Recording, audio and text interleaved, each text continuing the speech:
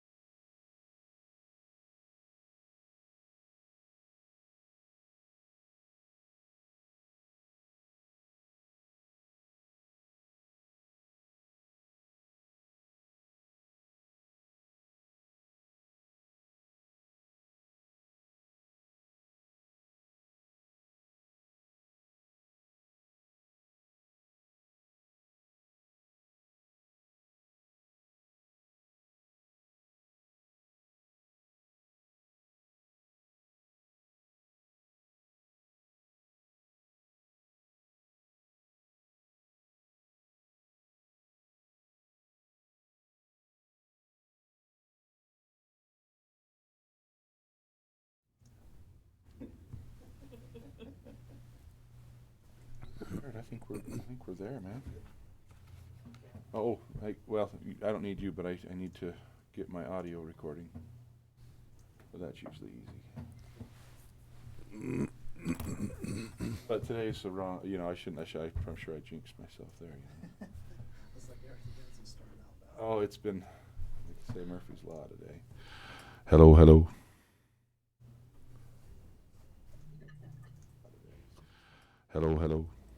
Yeah, it's a little fuzzy, but that'll work.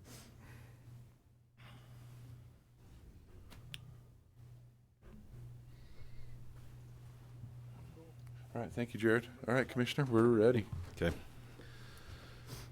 Good morning, everyone. We'd like to begin our County Commission meeting this Monday, the 11th day of May, 2020. We apologize for the delay. Murphy is alive and well this morning. So we will begin our meeting with a prayer offered by Lori Eichelberger, following which Ken Carpenter, our sheriff, will lead us in the pledge.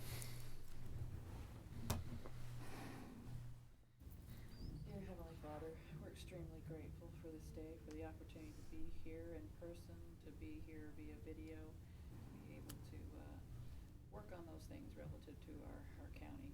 We pray for the health and well-being of everyone of this great nation, and pray for the ability to slowly but surely return to normalcy within our communities, our professions, our homes. Heavenly Father, we thank you for all the blessings that we all experience on a daily basis, and we say these things in the name of Jesus Christ. Amen. Please join me in the Pledge of Allegiance. I pledge allegiance to the flag of the United States of America and to the republic for which it stands, one nation, under God, indivisible, with liberty and justice for all. Thank you. Please be seated. Thank you very much. We will we're welcoming Commissioner Blake via Zoom, and he may have to step away at some point in our meeting today. His son is graduating from Cedar High, and they're doing a little ceremony for those kids, and that's awesome. So we will go ahead and move into the minute approval portion of our meeting, and this would be in regards to the April 13th, 2020 minutes. Is there any discussion on those? I move approval of the April 13th, 2020 minutes of the Iron County Commission. I'll second. Okay, it's been moved and seconded to approve the April 13th, 2020 minutes. All in favor, say aye. Aye. Aye. Motion carries.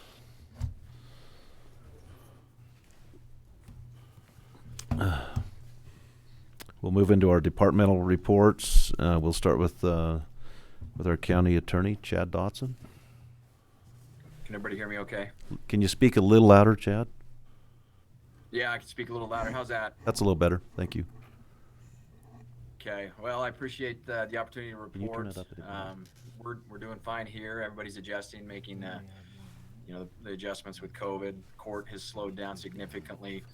Unincarcerated individuals cases have been continued till into June, and we're finding out that may be even longer. We had some jury trials scheduled for June. Those have been kicked out till July timeframe, is what we're told.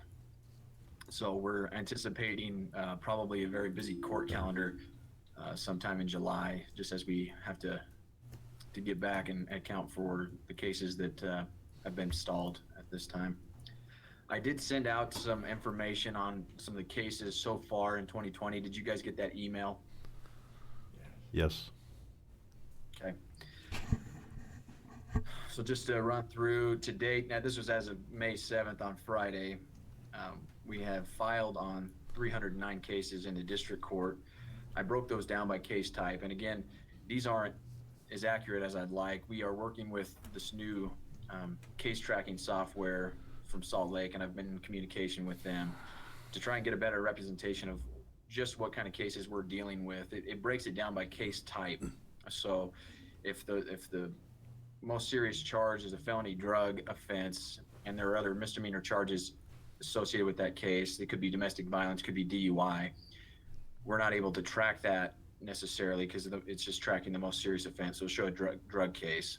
So we're trying to get more accurate data going forward. But what I have right now is of those 309, 133 are drug related. So that would fall into the category of possession, distribution, possession with intent. So again, this is always the case. The vast majority of our cases stem from drug offenses. The next largest category of property offenses, that's our thefts, burglaries, and our frauds. So a fraud could be anything from forgery, possession of somebody else's identity or credit cards, things like that. And then we get into the more serious offenses. We have domestic violence, felonies, 26, 6 child abuse, 6 felony sex offenses. Last night, this wouldn't have been accounted for in this report, but there was a homicide last night in Cedar City that we reported about, and we came to the scene. That's still being investigated. The suspect attempted to commit suicide, and I haven't heard an update as far as this morning, but he was still alive last night. But that's ongoing, and we'll have a report on that. Justice Court, we have 139 cases filed. I haven't broken those down, but I will as soon as we get more accurate information. 38 participants in our drug court, 15 participants in our mental health court.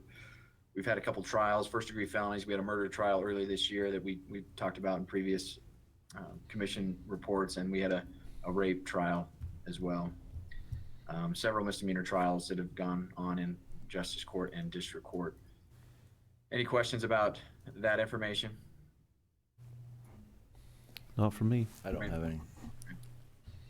Our budget looks good. Everything's on track, and in fact, it's probably far below than what we are historically, and I think that's probably because of lack of going to trainings and different things. The one area that we are going to probably need to monitor is our district court budget. Because of that murder trial, we're already at 80% of that line item. I don't think that's going to be a problem. In talking with Dan, I think our budget will absorb that because we'll fall well under in other categories. So I think we should be fine there, but we'll continue to monitor that. Every once in a while, you'll have a big case that will eat up more than you anticipate. So we'll keep watching that. We did get an update on the opioid litigation this last week. Mike, is Mike Edwards on? No, he had to step out. Okay. He had a conference call with Where is he? the folks from Dern Jones and Penninger, as well as the firm from Texas that are handling that. They filed a motion. Basically, the respondent is trying to get all of the cases consolidated in one court up north. The strategy that we're taking is that we want to have each case heard in its own jurisdiction. So we'd like to litigate our case here in Iron County. So our motion is to that effect, trying to have the court keep our case here because we want to be able to argue that in front of our own judges here in the district court. So that's where we're at there. And again, things have been slow going, and they're probably going to be even slower now that the court has made adjustments with the whole coronavirus pandemic. We did have an ACLU lawsuit filed against the county sheriffs. We responded to that. We worked with USIP and to work with an attorney who actually is representing 22 counties. And we got information from our own sheriff and our own jail, and that was helpful. Sheriff Carpenter and with Commander Schaefer were able to provide some information. And I think that their response has been very good. They've taken some steps to help mitigate any kind of spread. And so we're looking really good as far as what Iron County has done as a response to coronavirus in our jails. So I'm confident that we'll be fine there. We'll prevail. Chad, we haven't had any cases in the jail, have we? No. We haven't. Nope, we have not had any. We've had a few people say they had symptoms and they were tested and they came back negative. But that's one of the results that we're seeing too, is we see people who are trying to use it to get out of jail or to get out of a ticket, things like that. They're trying to exploit that in any way they can. But so far, we've had no confirmed cases in the jail, which is good. And I think that's as a result of the steps that they've taken. Any other questions? Okay. That's pretty much all I've got. Everybody's good here, the staff, and we have a new attorney, Trajan Evans. He's doing great, and we're just moving ahead. We're staffed here normal now. Everybody's here full time, and we're charging ahead. So Very good. Thanks for that great report. Jack. Thank you. All right, Children's Justice Center, Stephanie. Good morning. Things at the CJC have been pretty quiet.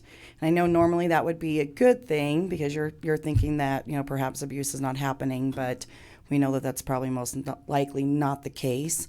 Some of our biggest reporters are, of course, our schools, and as well as any type of, extracurricular activity where these kiddos are around, trusted adults that they can, report what's happening to them. So this is really scary for us with these kiddos being home for this amount of time. Even, during the summer, we usually get pretty quiet. And then as soon as school goes back in, these kiddos are able to, tell a trusting adult what's been going on with them. And so we anticipate, probably in September, being extremely, extremely busy. Because, now we're looking at 6 months with these kids, being at home. And for many people, home is a safe place, and for others, it is not. And so that's tough for all of us who are, part of our multidisciplinary team.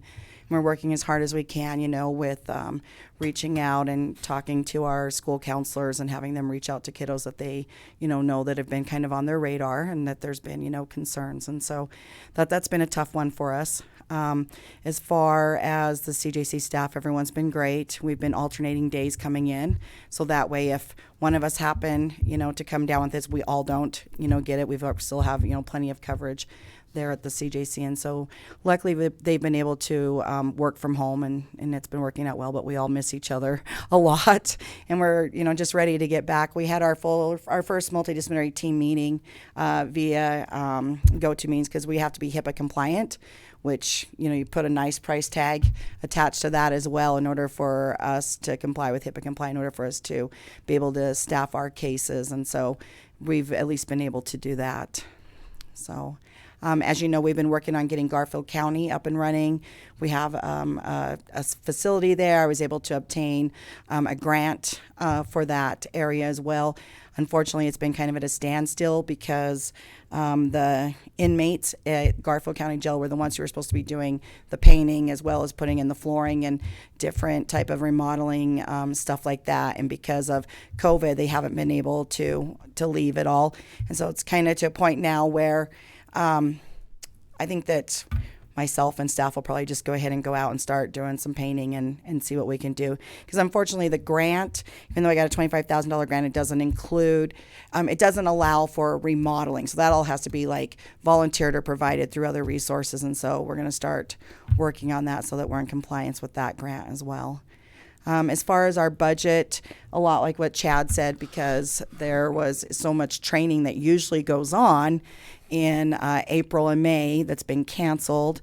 And so we've got some funding in there. And luckily through our VOCA grant, they've told us that we can actually amend our grant and put in for other items that we could possibly use for the CJC. So I'll be doing that this coming month as well. Our fun run would normally be next weekend, but we have usually between 400 to 500 participants. So unfortunately, we had to cancel that, because we want to just make sure that everyone is safe and healthy. And we're not quite sure yet on whether or not we'll be rescheduling it for later on this year, just because things are so up in the air. And we also feel that so many of the amazing businesses that support the CJC have been hit really hard as well with this, and so we just don't feel like right now is a time to be asking for them, especially when they've got employees that have been either furloughed or they've had to lay off. And so I'm trying to think of anything else that we've got going on right now. We're just kind of playing it day by day as things come, and just trying to get as much information out there as possible to families, that there's resources for them. I know it's a super stressful time for families. I was talking to Sheriff Carpenter in regards to that. We know that, domestic violence has been up. It's a tough time. I had, talked to him that I know even our own team who are have access to plenty of resources. There's not, addiction going on. They're even struggling. And so this is a really hard time for a lot of families right now, and just really hoping that when it's time for the school to go back in, that our kiddos get to go back to school. So. That's one thing that was striking to me as I read through Chad's report he sent us, was a lot of the infractions were down, but domestic violence was way up. So, which is sad. So. Yeah, I do know that so my budget runs July to June from the state that I receive. I know that they have already prepared all of us to expect some budget cuts. They're saying anywhere from 2 to 10%, and so I'm making sure that I'm prepared for that. And unfortunately, I've got some other funding sources that I'm usually able to pull from and kind of, move things around. And so we are preparing for that as well as the entire state as Children's Justice Centers. So.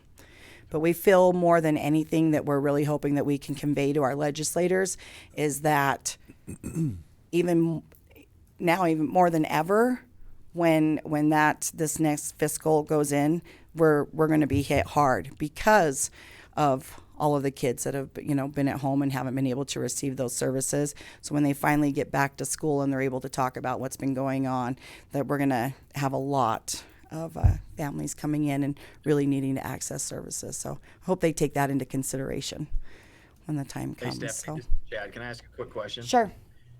Let's chat. I was thinking along those lines, if you go back to look at March and April of last year, can you guys take a snapshot of how many kids you served then versus now? And I think that would be a good picture as far as an unintended consequence of the shutdown, is when you see how many kids are not being served through the CJC and other entities like that, because we know it's going on. It doesn't go away, but we're just not being able to see them or help them. Do you think you could get numbers from last year and compare it to this year? Yes, we actually have a really great case management system that's done through the Attorney General's office. And so I actually talked to Tyler Melling last week. I think he called you as well, Chad, regarding that. And so I was going to put those numbers together so that we can show the difference between the two. So. Yeah, I think that's a great idea. Even like with our school therapists, it's been really difficult because we have therapists that are in the school, so they were able to see those kids at school. And so right now they've even expressed it's been very difficult, even though we've got telemental health in place. It's hard for those kiddos to really talk about what's going on when they've got, perpetrators possibly in the next room next to them. And so it's been really hard for our therapists to even work with the kiddos as well. So it's been tough. We're working as hard as we can and trying to come up with solutions. I know all of the CJC directors are actually on a conference call every single week so that we can just kind of bounce ideas off one another on how to best reach these families. So yes, Chad, I'll get that together for you by the end of this week. So Appreciate it. do you guys have any other questions for us at all? I don't. Thanks so much. Okay. Thank you very much. Your effort. Thanks. We appreciate you guys and your support. Thank you. All right, we'll move to Justice Court. Lori Eichelberger. Good morning. Hey, John, you can bring up those, No.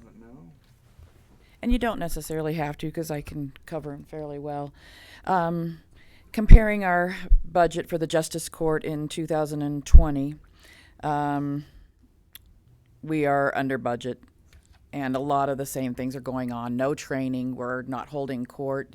Utah Supreme Court, along with the Utah Judicial Council, had us hold off on all hearings until after June 1st. And as of now, that's still our understanding. I'm sure that we'll start getting some direction here in the next week or so in terms of how we need to proceed after June 1st. So I think we're at the 27. This report is from March, and I just received the April reporting, and we think we're at 27%. So yes, we're under budget. I'm going to move on to staffing. From a staffing perspective, we are finally back to staffing, full staffing. The unfortunate thing was obviously, for many reasons, the coronavirus hitting, but I can tell you that we have utilized this time to work with those that are new, the new hires. It's a delightful staff. This downturn in terms of work has actually worked in our favor to help those that are new, because we've got 4 new people on staff. So we've got 6 clerks, a lead clerk supervisor, and myself as an administrator, and then we have the full-time judge, Judge Miller, and Judge Dunlap as our part-time judge. One of the big things that we've done and taken advantage of at this time is working on our warrant validation project. Every year we're usually just so busy with day-to-day operations that that is one of the things that's important. So it's required by BCI, and we are on it. And we're making great headway, and all of the staff is all hands on deck. John, if you would move to the reporting, yes, perfect. Another one? Yeah, Okay. yeah. So I just wanted to show you, I think I try to do this every meeting. I was comparing, this is April, through April, so April of 2019 and through April of 2020. And you can certainly see the downtrend in terms of the reporting. These are the e-filings. So and this is not all the categories by any stretch, but in the major categories where we usually see a lot of our citation writing, down about 514 citations. When I show you the citation reporting, you'll see that it's actually dramatically different, and there's very good reason for that. It's just showing the impact to the court. And the one thing that's been tapped on by Chad Dotson as well as Stephanie is, domestic violence and the abuse. I'm not going to speak to the abuse. You guys have spoken to that, but domestic violence cases over the first 4 months are up 30 in terms of filings with the Justice Court, and that doesn't count what goes on, obviously, in district. And I put down here just revenue collected for the first. We're pretty flat, and that's because we were so. There had been so many filings in January and February, and I think I've spoken to that. That's that special project that UHP works on. The safety inspections no longer taking place, so now they are writing a lot of citations relative to making sure that people are maintaining safe vehicles. If we go down, I just thought it would be interesting. I was, considering everything that we're going through, so I took March of 2019 and April of 2019. Chad, you tapped on this a little bit with Stephanie. Just thought I would point out that in March, thefts were up. That's not necessarily surprising considering what's going on. And then for the month of March alone, 13 domestic violence cases up. And then in April, 11 cases up in terms of domestic violence. The one thing that really hit home is in the month of April, if you look down here, the impact to the revenue that's retained by the county. So there's the revenue that is collected through all of the processing of these citations.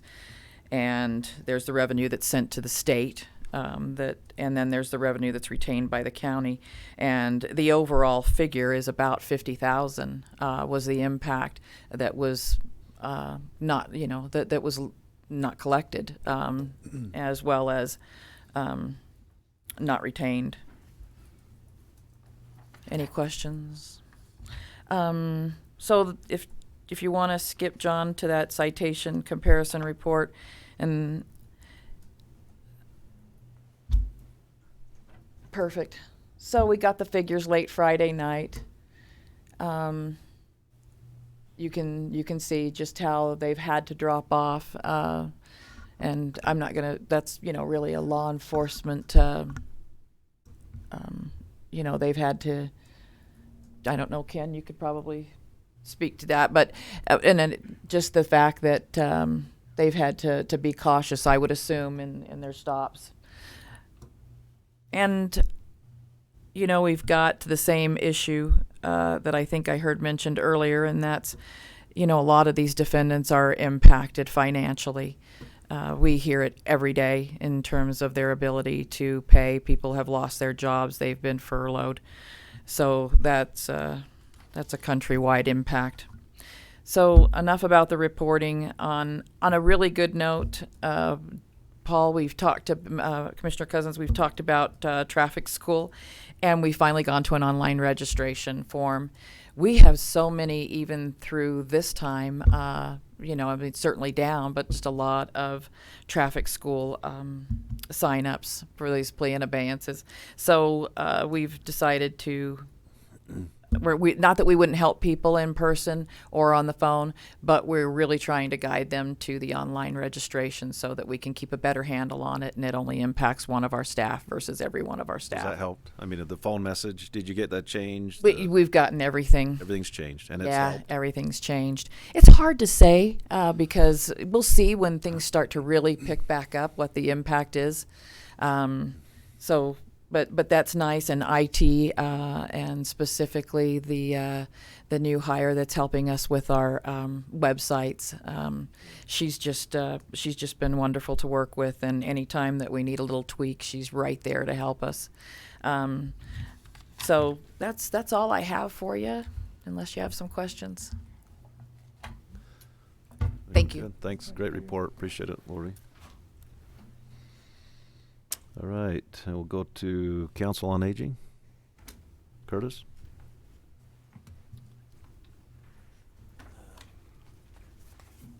Would anybody like a little handout, or do you have those?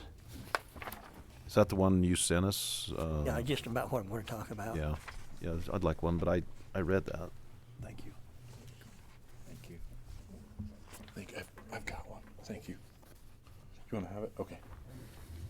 Do you want me to pull it up? Well, it's up to you. Yeah, whatever's good. Okay, well, thank you. Glad to be here today.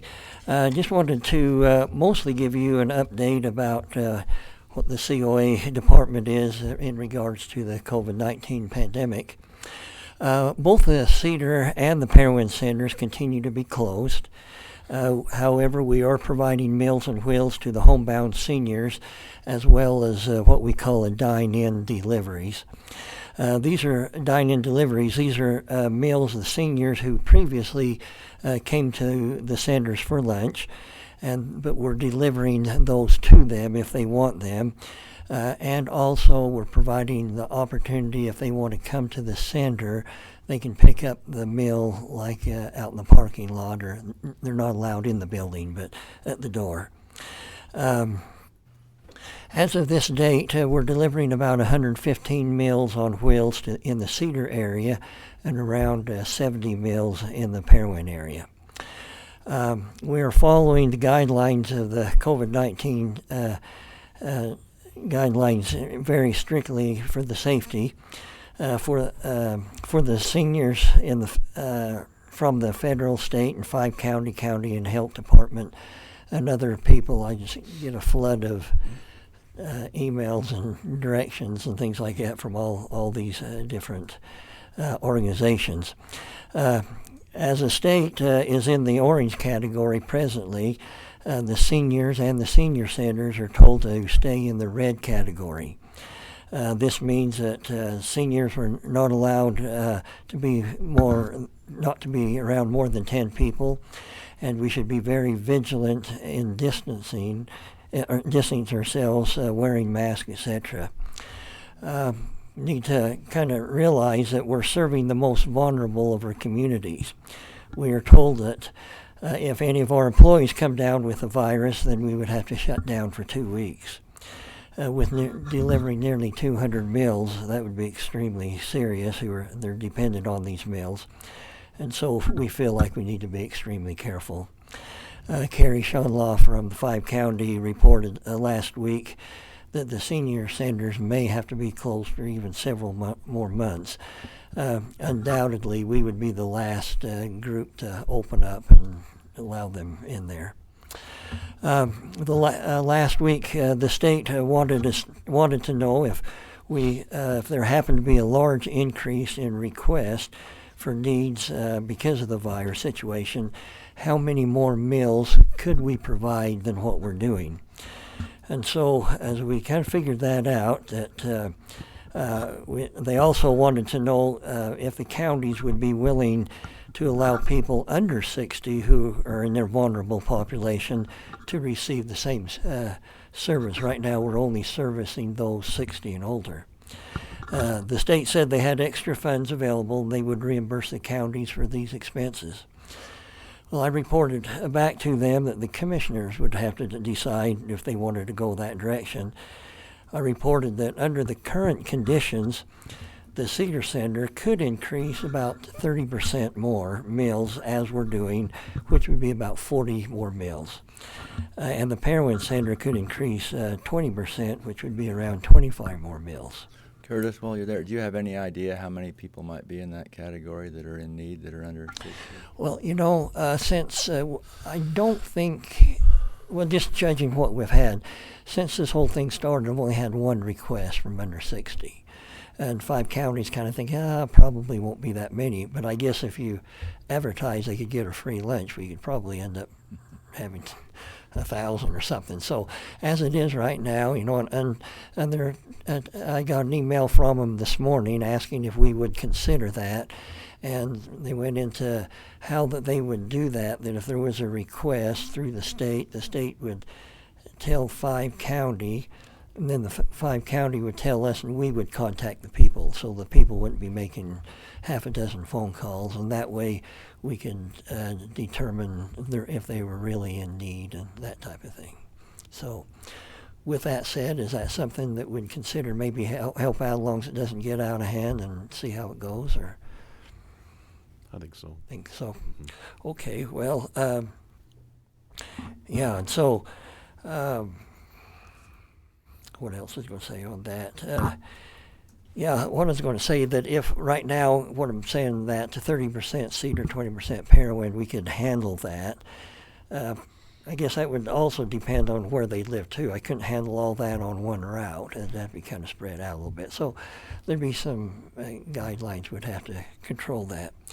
But if we did just FYI a little bit, if we filled that up and we needed to go to the next level more than what we can do right now, we'd run into some problems with that. One is that we'd have issues of refrigerator and freezer space for the food, cooking equipment, delivery issues. This would mean that all of our employees are part-time. And so with that increase, we would have to go to a second go-around, like cook more meals in the afternoon, or maybe on our off days like Tuesdays and Thursdays that we don't deliver. And the problem with that would be is like our part-time employees, head cooks, they'd be putting in more hours, and now you've created a full-time position and would have maybe possibly hire assistants. So I didn't see that going the next level would be very feasible, but I guess we cross that bridge when it comes to it. And so is there any questions about that type of thing? No, it looks like you're doing some maintenance while you're... Yes, yeah, that's what I wanted to explain now, that because of this is allowing us to do some deep cleaning, sanitation of the buildings. We've been able to do some painting. That was one thing I wanted to accomplish next year at the Cedar Center. At the dining room, we were able to have the custodian paint that. I just figured out the cost of that, the materials to do the dining room and the hallway. That was a big, big room. Materials cost $300, and I figured the additional payroll expense about $300. So to do all that for $600 or less was a really good thing for us. And so we're able to do that. And let's see, also just a report too that normally we have around 70 volunteers helping us, but under these circumstances, we're having the employees fill in to do those things.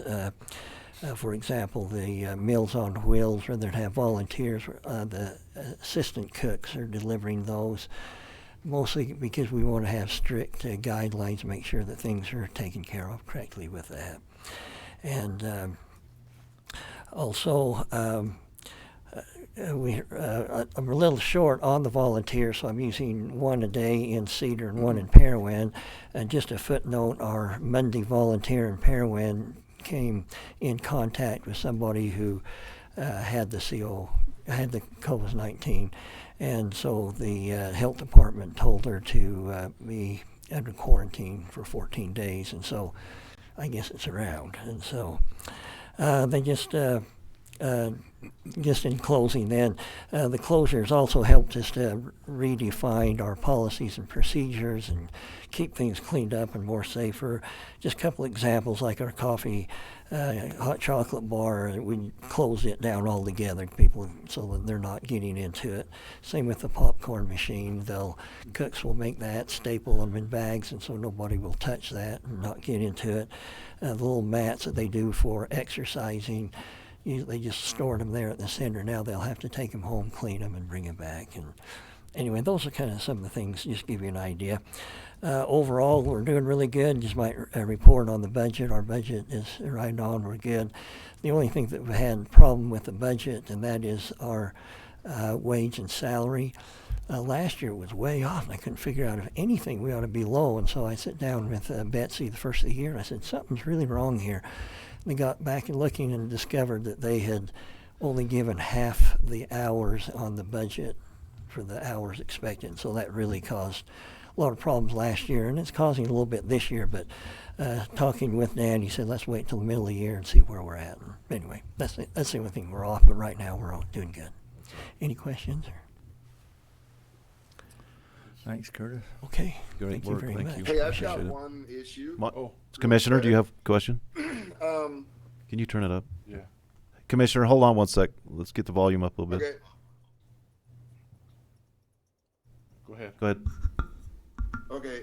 Just one question, Curtis. As far as your Meals on Wheels drivers, what do you guys need as far as personal protective equipment, gloves and masks and stuff? That question came up on Friday. I talked to George, and we do have that available, and he can get that to you right away. Just what do you think you might need? Okay, right at the second, we're okay. On my way here, I stopped by the health department, and they just gave me a lot of boxes with gloves and masks and things like that. We were getting real low. Our drivers, for example, they do wear masks. The meals are put into a bag and then put on the doorknob and then knocked, and then the people, they don't come in contact with the people. And then each time they have the sanitation wipes and things like that they wipe down anything that they touch that way. And so that's kind of why we're having the employees do that, because I want to make sure those policies kept in. But good. I just wanted to make sure that you. I just wanted to make sure you had the resources that you need, because we do. Emergency management does have those things. Okay, that's good to know. If you are in need of them.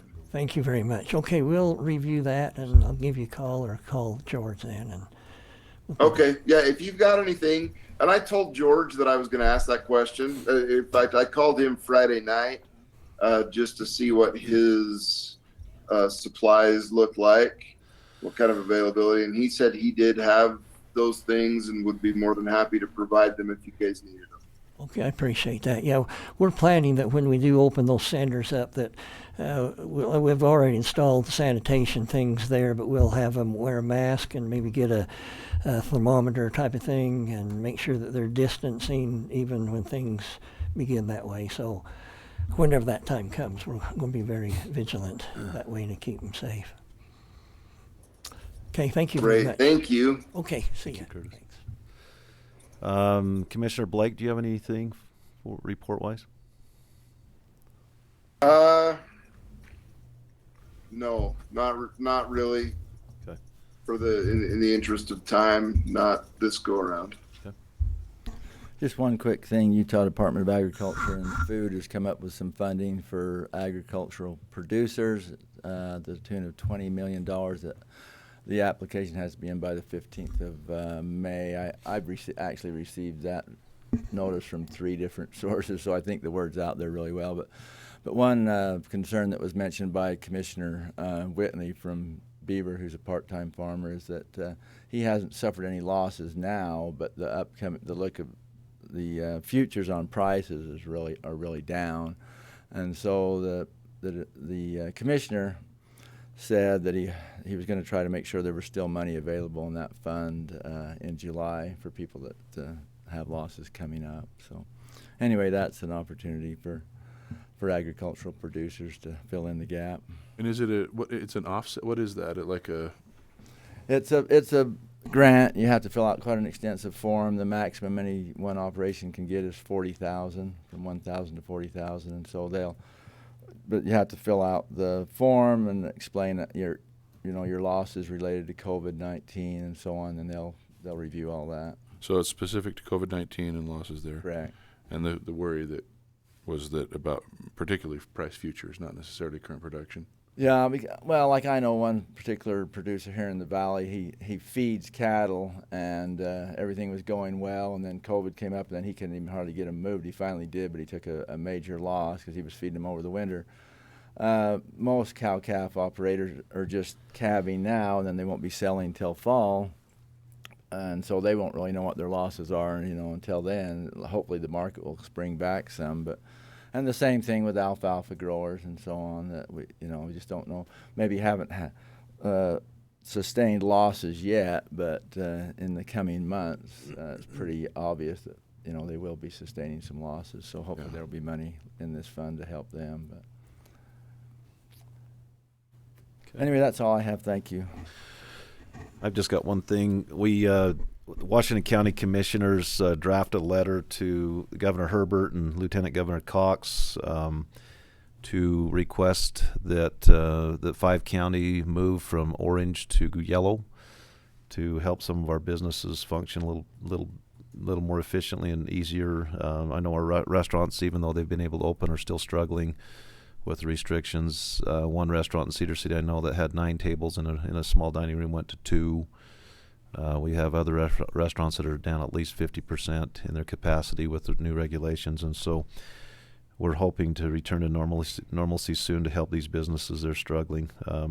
That was denied. I know it was resubmitted again, and we had a response from General Burton, the acting director of the State Health Department, requesting some items that we provide. And I know that's in the works, so that's where we're at on that.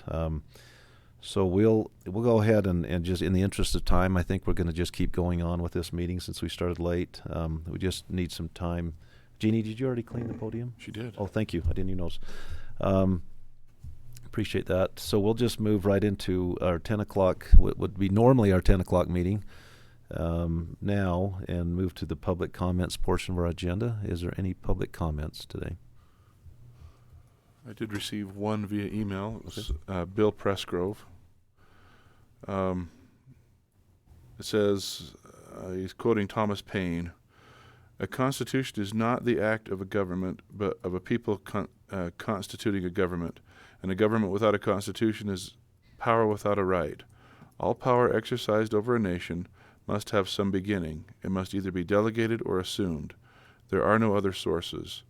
All delegated power is trust, and all assumed power is usurpation. Time does not alter the nature and quality of either."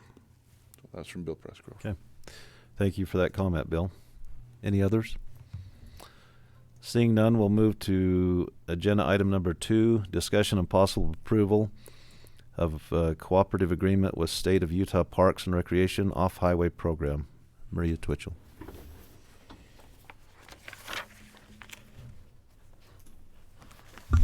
Good morning. Morning.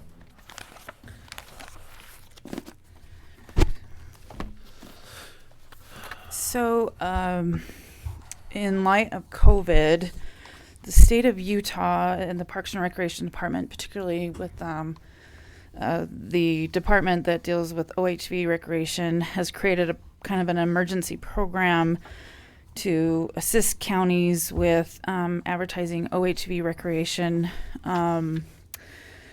in a and OHV education. Basically talk about our trails, but also the safe aspects of OHVing and recreation in the times of COVID. So they've come up with some emergency funding that's available to us. Basically, it's about $15,000, and then we would have to put in about $2,000 of our own money into this program. And what it entails is that it would be something that they've worked out with the At Your Leisure folks, understand their program on TV. It would be some stories on the At Your Leisure program, as well as a PSA that would be in conjunction with other counties that are participating, as well as a feature story that would appear on their program, which would be about the Parowan Gap Trail segment. We would shoot that sometime within the next couple of weeks so that it could play throughout our summer. So it's a pretty straightforward program and a good opportunity for us, whereas our funds are limited at this time, and we anticipate that our funds will be drastically changing in the next couple of months. And so, but we still need to advertise what we can and what is available in the area. In order for us to move forward, we do have to have this agreement signed by the chairman of the commission and notarized. Any questions? Is there any signage that we need to change temporarily? And I guess this money wouldn't go towards that. It's specific. It's very specific to the program, to the advertising aspect, and the education of what you can and can do during the times of COVID, whether we're in orange or yellow. Signage certainly will need to be changed throughout the communities, but we're working on that with Danny Stewart in the Economic Development Office. So that program will be unveiling itself probably in the next week or two. So, Are all of our OHV trails open?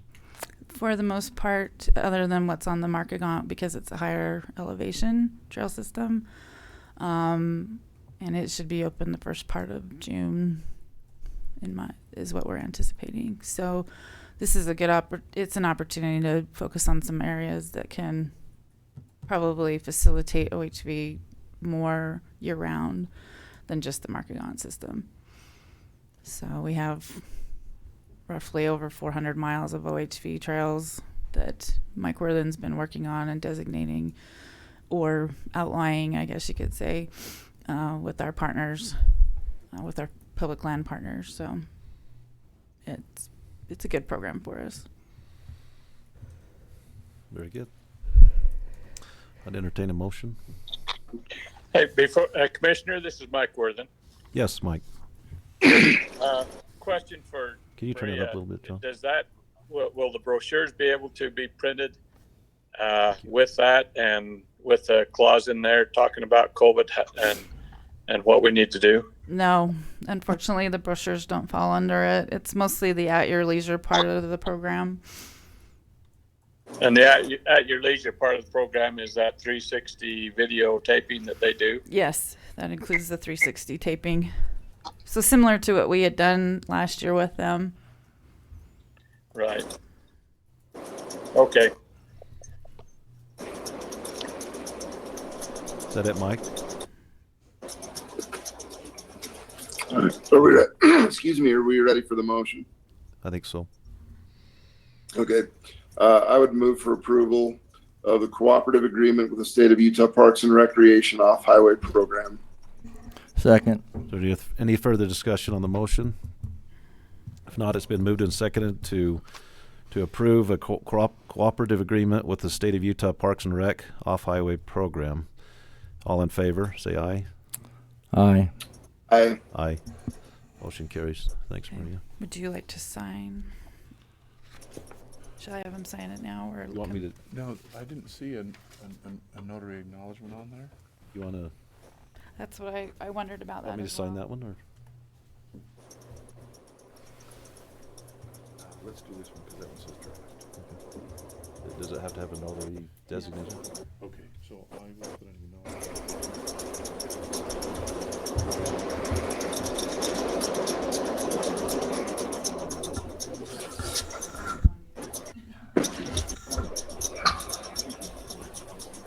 Hey, Mike, do you want to mute yourself?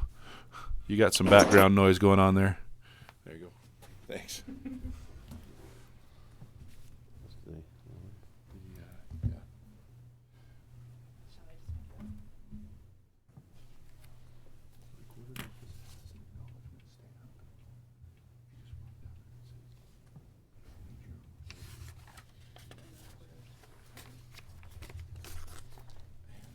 Maybe we could take two minutes for me to walk down. You know what? Can we just get that taken care of? Okay, sure.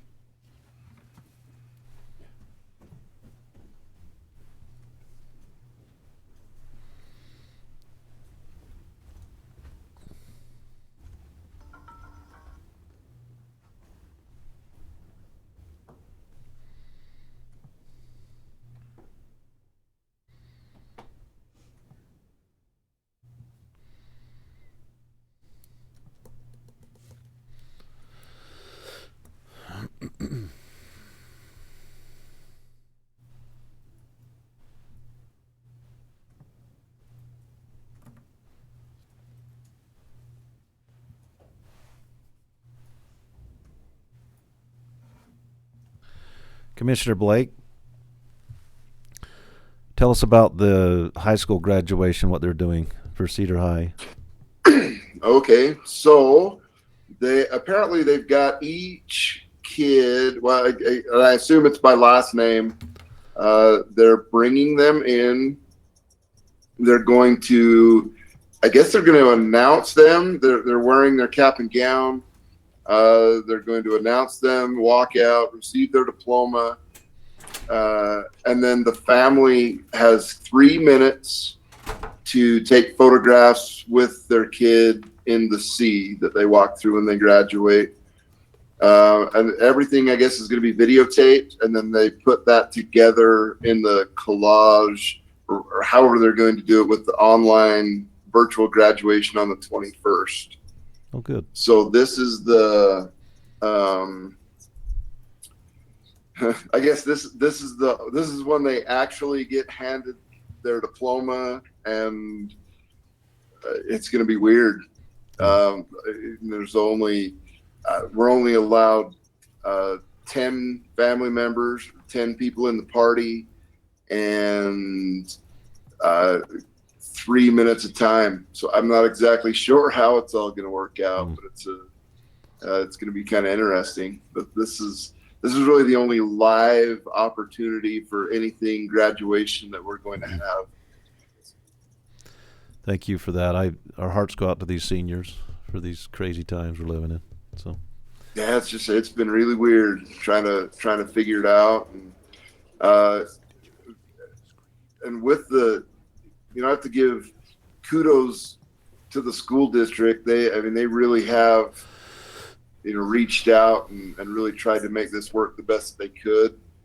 We're really hoping for a change from orange to yellow status. Really, we needed that to happen within the last couple of days for them to be able to get anything ready and prepared for some kind of a real graduation. And they were willing to do that. It's unfortunately the insurance companies that don't allow that. So at this point, it looks like I'm going to say it's probably too late to do anything as far as a real graduation goes. But they're trying to make it as cool as possible as they can for the kids. that's good. Thank you. Yeah. All right, we good, John? Okay, we'll move on to agenda item number 3, the presentation on Intermountain Healthcare Cedar City Hospital contributions and their not-for-profit tax-exempt status. Eric Packer. All right, thank you. I'm Eric Packer. administrator at Cedar City Hospital. I brought crew with me today, we wanted to come see you. So got Becky Bronson over communications, Craig Corey he's our CFO, Jordan Merrill, who does our community benefit, Craig Bentley over facilities, and then I have Steve Thompson, who's our board chair. So we're grateful for Steve taking the time to come and support us today. So really the intent of us being here today is every year we have to go through and just prove that we're adhering to the standards required to get our charitable property tax exemption. And one of the requirements is we actually come and present to the Board of Equalization, which is you in this case. And so we wanted to just quickly highlight it. I know you've already reviewed the plan and you've actually already approved it, but we didn't want to miss this step and have anything come back on us. So I'm just going to go through this fairly quickly, and then if you have questions, we can talk about it.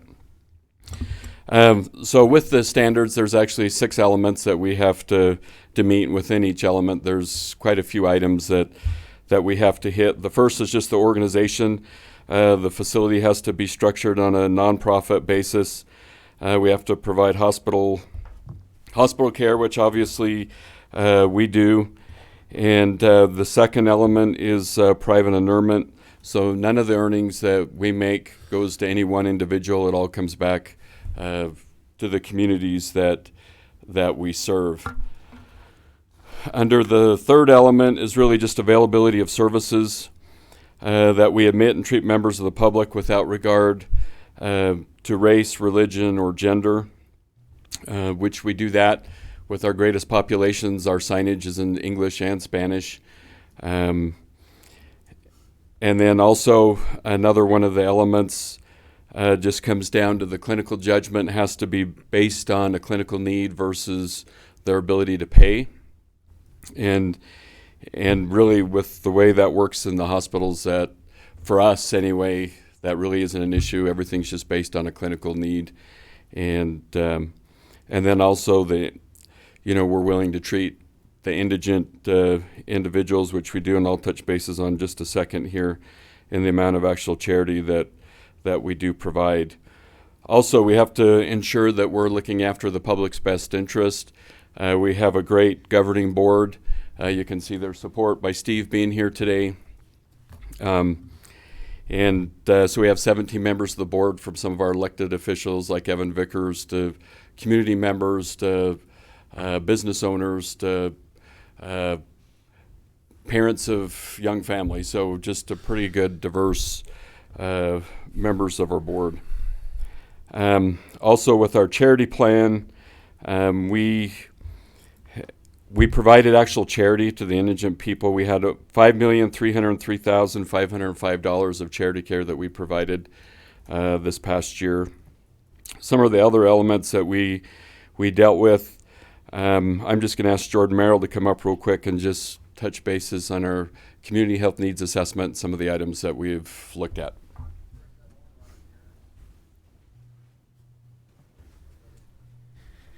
So every 3 years, we get to assess what the highest needs of the community are. We do that by bringing community members, different organizations together, and we have multiple meetings throughout that year and determine what those highest needs are. Over the last 3 years, we focus on prediabetes, depression, high blood pressure, opioid misuse, and suicide prevention. This year, we are focusing on mental distress, and when I say this year, for the next 3 years, the priorities that our community here in Iron County, in Washington County, and Garfield County, they have let us know that the highest needs are mental distress and injury prevention, disease prevention, as well as air quality fell into our needs for this upcoming 3-year term. So a lot of the monies and donations and efforts that we put back into the community are focused around those things that they told us are the greatest need to them, especially that mental distress. That is the key element that a lot of our other areas focus around and are highlighted from. And so when we try to help other organizations address these issues, and a lot of these monies are put towards that in helping address those issues within our community. And they might be done through donations, they might be done through education of other organizations, but it is focused entirely around what the community has told us are those greatest needs. So we're looking forward to working on these 3 priorities for the next 3 years as well, because they are high priorities here in Iron County. Thank you. We obviously have some air quality problems, but very minimal. So are we tied in with the whole system on the air quality? It's a great question. Yes, we are tied in with the whole system, but really we are doing it as a system through Intermountain Healthcare to address that, because they recognize that some of these more rural communities that is not as big of an issue. And so really it's things that we're doing internally, that we are going to electric cars and other things that we're doing as a system internally at all of our hospitals to address that. So it's a great question. Thank you. Any other questions? Okay. Thank you. All right. Thanks. Okay, great. The 5th standard just deals with our gifts to the community. We deal with indigent care. We have community education and services that we provide. We provide medical discounts, really, as it focuses on Medicaid and Medicare patients. We do a lot of donating of time in our efforts to support different groups, and then just donations of money where it's appropriate for us to make those contributions. And then the last standard really deals with satellite healthcare facilities, which we do not have any of those that we need to talk or represent here. So I would like to just have Craig Bentley come up real quick and just tell you about a couple of the projects we have going on at the hospital, so you can see what's changing and how we're evolving and trying to grow and develop and better serve the community. And then I'll just talk about COVID for just a second and we'll be done. Hi. We're really excited about some of the clinics we're building over there. Right now, we're doing a physical therapy clinic, an outpatient clinic. It'll be done in about a month. It'll have a pediatrics portion in it also. Another clinic we're really excited about is an imaging center. We're building that on our Main Street property, our building just north of the hospital. This imaging center will have a CT in it. It'll have 2 mammos. It'll have an ultrasound. Plus, we'll be taking blood there too. So the patients will be able to drive right in there, come in, get their blood taken. A lot of the women will come in there. They won't have to come in the hospital and go through all that process. It should be done about September, October. It should really help the community a lot. And then inside the hospital, we're doing a new pharmacy and compounding area to mix our drugs and everything to comply with the state. It should be happening here in the next few months. And then the first year, we're going to be remodeling the nursery in the Women and Newborn Center to help that area out too. So we are expanding and we're really doing some really good things. So thank you. Thank you for that. So just a real brief update on what's happening with us. We've been right in the middle of all the COVID-19 issues and preparation, and life's been just super fun lately. But I think the message that we want to share with you today is that we're prepared, we have a good plan, and we believe, we're ready to treat the patients of Iron County.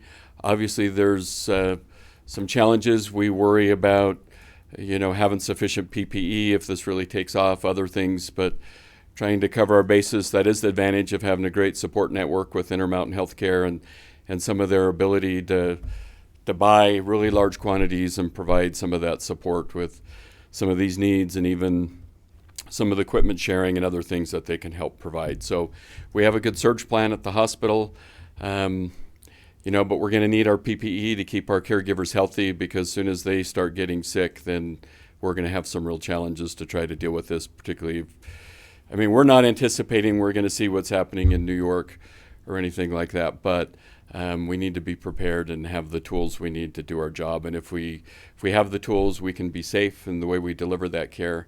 And so we'll see what the future brings. Can hospital staff use the cloth masks, or do they have to use the Well, the hospital N95? staff, we can use, if we're non-patient facing, like for me or Craig, you can see that he's got a cloth mask on. We can use those. Right now, we really want our caregivers to be in more of the procedure type masks, and some of with Project Protect, they're making some masks out of those materials, which would be okay for our caregivers to wear. Can they be reused, or are they just a one-time? Well, like for one day, can they use the same mask, or? Yes, and like the N95s, we have a process so we can reprocess to try to keep those going and get as much out of them as we possibly can. I see. So they can be reused, recycled through about 20 times through the cleaning process, as long as we don't have the women wearing a lot of makeup and other things, because that will ruin it really quickly, and we won't get the same life out of it. Do you have the capacity in-house to do that, to take care of those masks, or do you have to send them out? We're sending them out, so we're just using our internal courier system and just sending them out, so that's kind of all going to a common spot and being processed and coming back. Okay.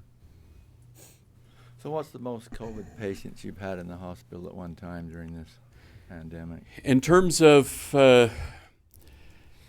inpatients, we've had, we look at it in two different ways. So we have a positive COVID patient plus patients that are, we call them PUIs, people under investigation. That means they're being tested, they have signs and symptoms, and we're testing them to see if they're positive. In terms of people under investigation, we've had 4 to 5 at any given time. I think today we have 1. But positive inpatients, we've not had any positive inpatients to this point. We've had several positives in the emergency room and other places in the facility, which has been common, but actual inpatients, we've not had any. Marvelous. Good. Any other questions or anything for us? Commissioner, do you have anything? I just want to, if, you know, with on the emergency management side, the communication between the hospital staff and me and George, and I mean, this has just been incredible. As well as we have all stayed in the loop and met together and talked on a regular basis, it's just been a really good thing in the middle of a bad thing. I really appreciate the open communication that we've been able to have between us and the hospital. It's been great. Thank you. Thank you. Sure appreciate all you do for our community. All right. Thank you for coming. Well, appreciate Thanks it. for all coming, even during COVID. We always look forward to your visit.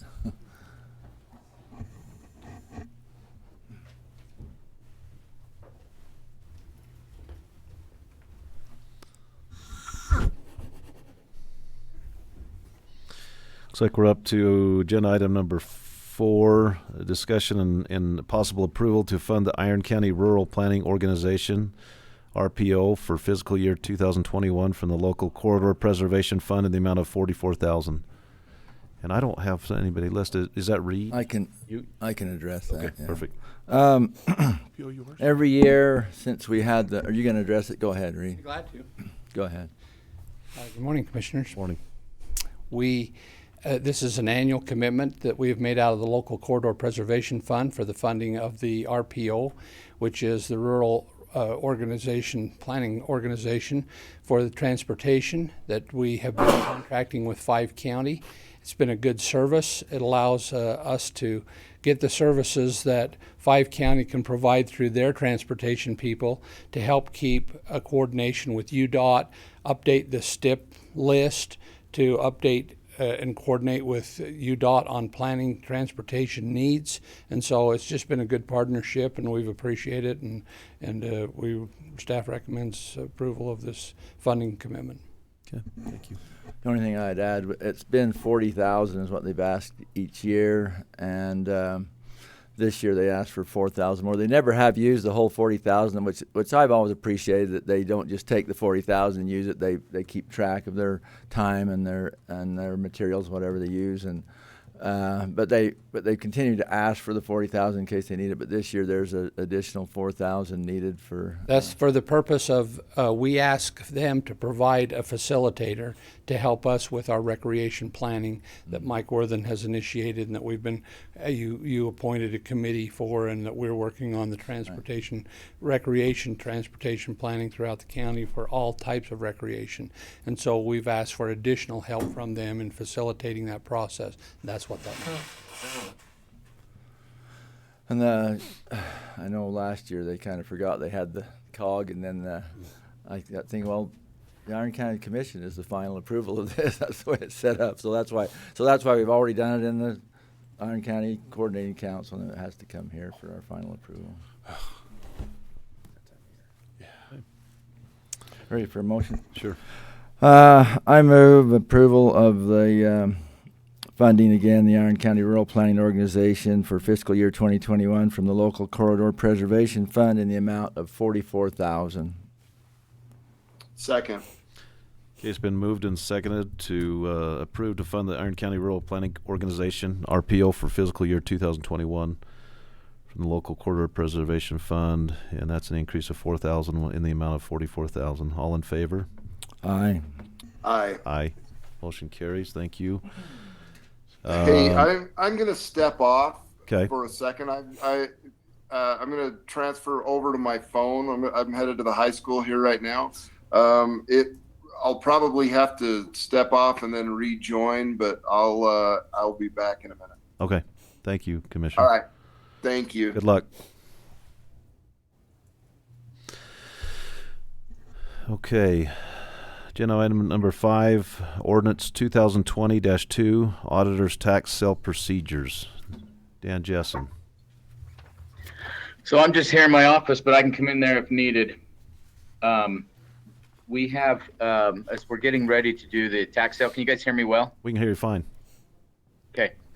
As we prepare to do the tax sale in a brand new way online this year due to coronavirus and the all of the fallout on that, we've looked to take it online.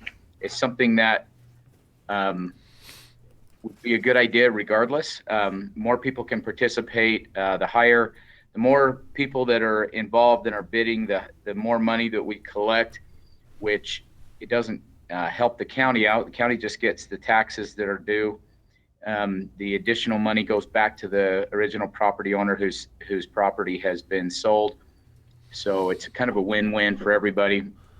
But it has meant that we've had to take a look at our policies and procedures, and we've just been working to get that, I guess, ready for an online tax sale in a very short order.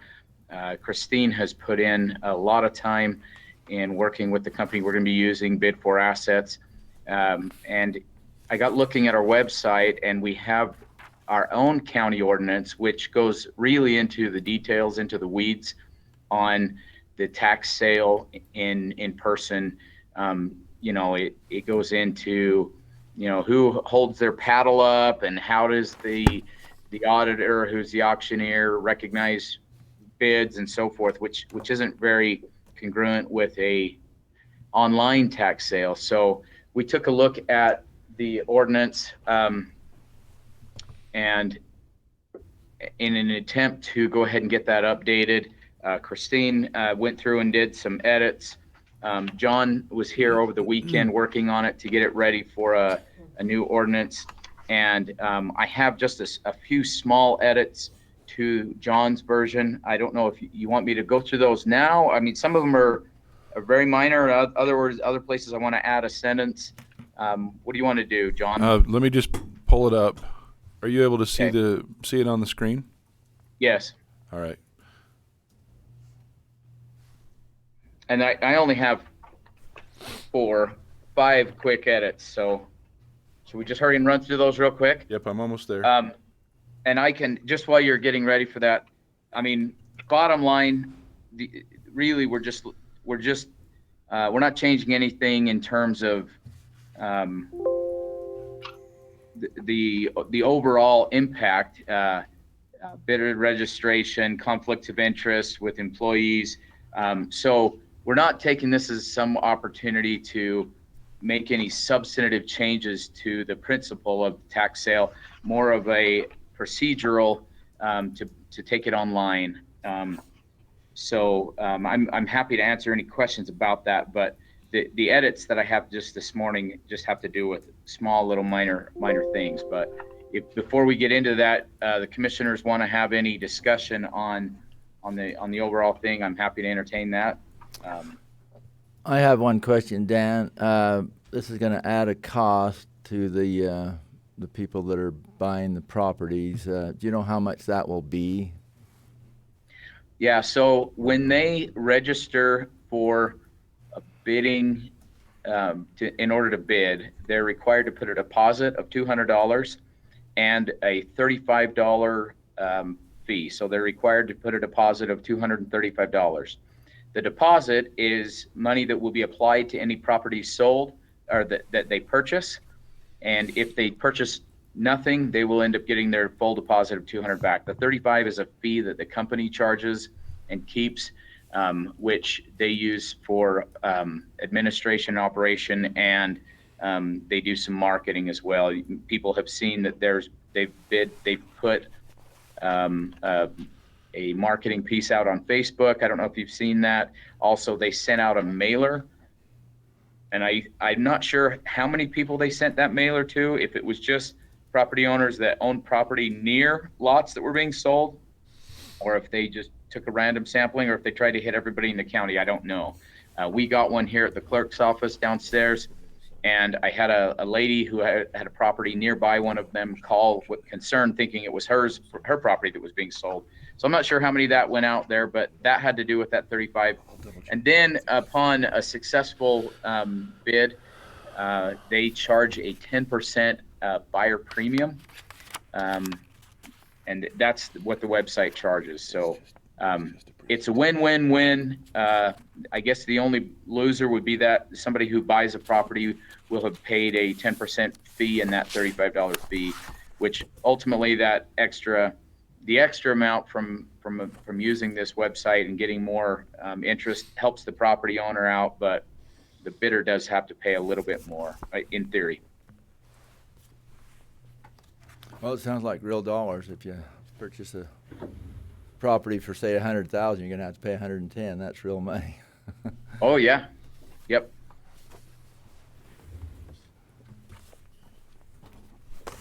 So do you anticipate after COVID just going back to the way we've done it in the past?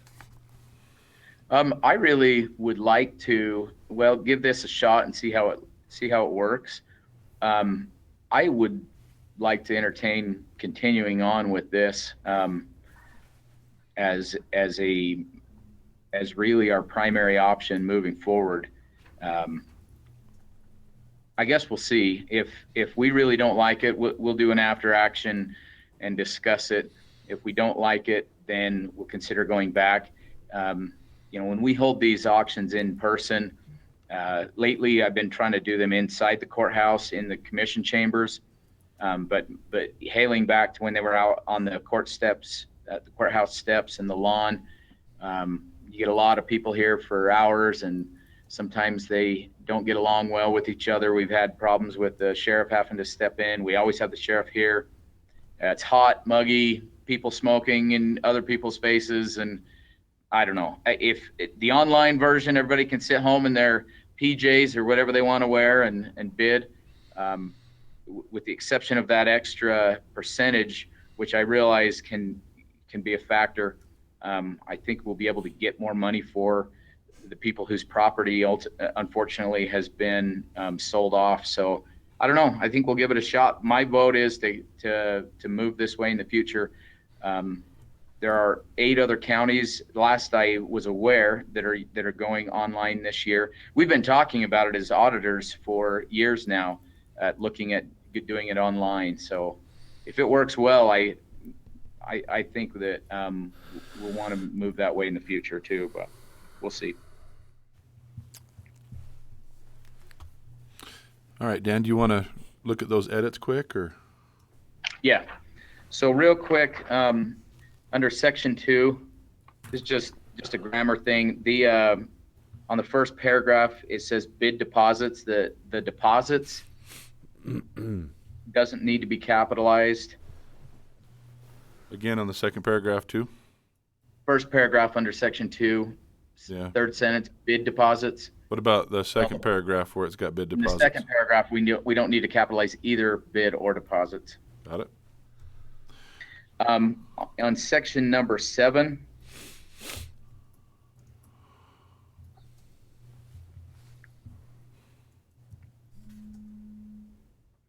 sorry to do this in the meeting, but we were cramming to get this on here. This is listed on our website, and so I really didn't want to have it wrong on the website talking about an on-site auction when we're doing it online. So that's why we needed to make this change and move fairly quickly.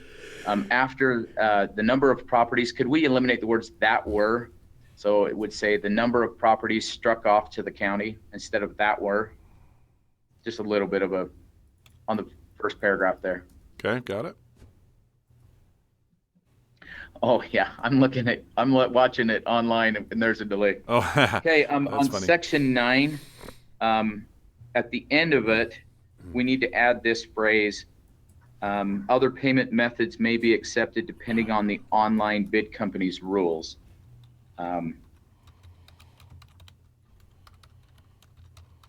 Other payment methods may be accepted depending on the online bid company's rules. Online what company? Bid company, or whatever we want to use to be consistent there. How's that? Do you need those capitals on the second sentence from the bottom of 9? Bid deposits, does that need to be capitalized? Where are you looking, Alma? It's the second to the last sentence on section 9, right at the first of that sentence. 3 lines up. I took them off to be consistent with. Okay. You spelled deposits. Deposits. And I just. Thank you. Yeah, on number 9, I saw that as well just now. Okay, jumping down to section 12, second paragraph. We had the ending of a sentence which you X'd out, John, but you didn't know the reason behind it. Very good. If we could, after it says from live bidding, if you could, before that period, put prior to the close of the bid group. The reason behind this is it's possible, see, people can pay off their property right up until 10 o'clock, which is when the sale starts. So if they walk into Nicole's office at 9:59 and pay off their property tax, then she has to get that information to us. We have to then contact the bid company and get them to pull that. And as long as we can get it pulled prior to the close of the bid group, then it won't get sold. So that's the plan. It makes it a challenge. People will pay right before the auction, and it's a challenge even when we do it in person. So, but that's within their prerogative to do that. Well, and our goal is not to take their property. Did you get that prior to the close of the big group? Yeah, you did. Okay. Yeah, right. Is Okay, that the correct? last one that I have is in section 13, second to the last paragraph. There's a duplicate sentence.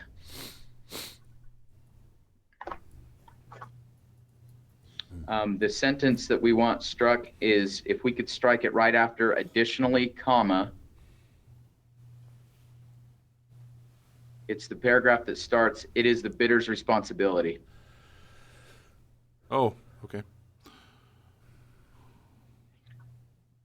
And then you have, additionally, Iron County is not liable in any way whatsoever for damages sustained to property purchase at the time of sale till the recordation of the tax deed to a purchaser. And then it goes on again, Iron County is not liable. And I think you meant to keep the second version of that. So if you just take the behind the comma of additionally and go all the way to the end of that period, that should be good. I don't know, how long is your delay? I didn't count it, but it's about 12 seconds. Okay. You already got it then, didn't you? Well, no, Hey, that's all the edits that I had. And I think it's been now looked over quite a few times. I don't know if we gave legal enough time. That's my bad. We could have waited until 2 weeks from now, but that would be 3 days before the auction. And I didn't want to have it up on the website wrong this whole time. So that's why we were in such a rush.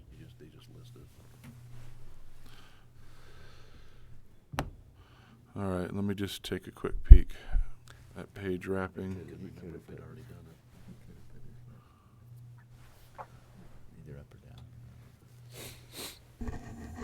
While he's doing that, Alma, what are your thoughts? Do you have reservations of doing it online? No, I don't. No, it makes a lot of sense. You know me, how conservative I am. I just hate to see somebody have to pay an extra 10% for a property that's a pretty high commission. I mean, realtor's fee is 6% usually, and a lot of people negotiate that down. But. Well, and to be fair, the majority of the properties we sell are in the $500-600 range, with a good majority of that being a fee that's added on to cover our. We have to send out mailers that are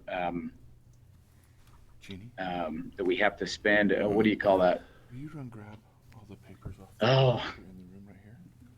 Where it's signature required and all that. We have to bring in a company to do a research on it so that we can send the correct documentation to the lien holders and the banks. We spend quite a bit of money to get these ready for the tax sale, which we have to do by law. This isn't something that we necessarily choose to do. So a property that sells for $500 or sometimes less than that, it can be high $300s or $400. We have a bunch of them out in the West Desert. That's what the taxes and fees are that are owing. And you pay on that, $35-40. But you're right, $100,000 property, which we rarely sell anything that high, has got a big chunk of commission. And it's all relative. 10% is 10%. That's the only problem I have with it, and I guess that may not be negotiable. But there's going to be a lot of good things come out of COVID-19, and I can see us probably going forward doing it this way. Looks like it shifts a little bit of the cost from the county to the purchasers. So. And that purchaser is a willing market participant. Right. They're not forced to buy, obviously. And if we don't have anybody bidding on them, then we'll know that that's a preventative thing. But a certified mail was the term I was looking for. Yeah. Thank you. Very good. Any other discussion? Oh, Jeannie. Double-sided. Because, we can't have something go well today.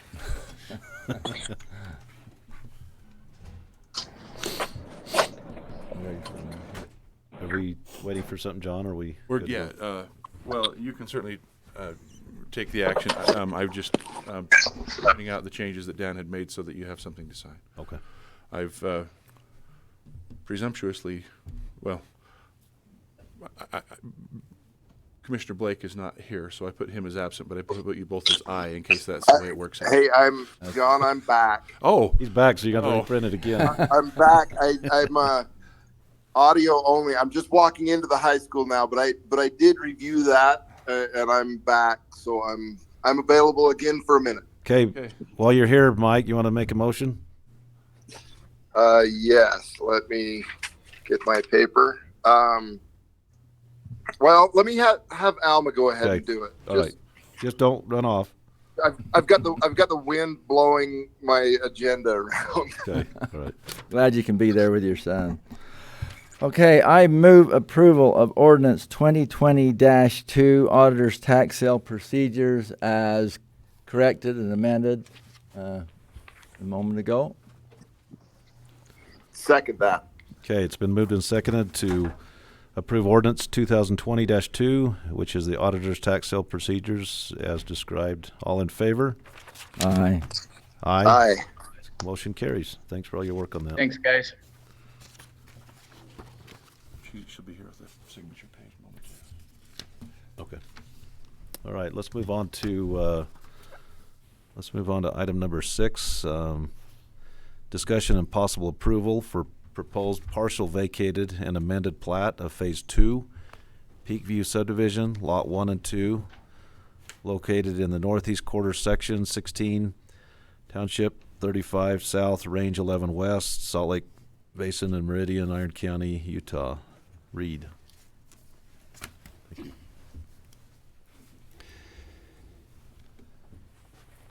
We've had a number of these, and there's still a few more in the works, but these are opportunities for people to adjust their property without having to do a major modification to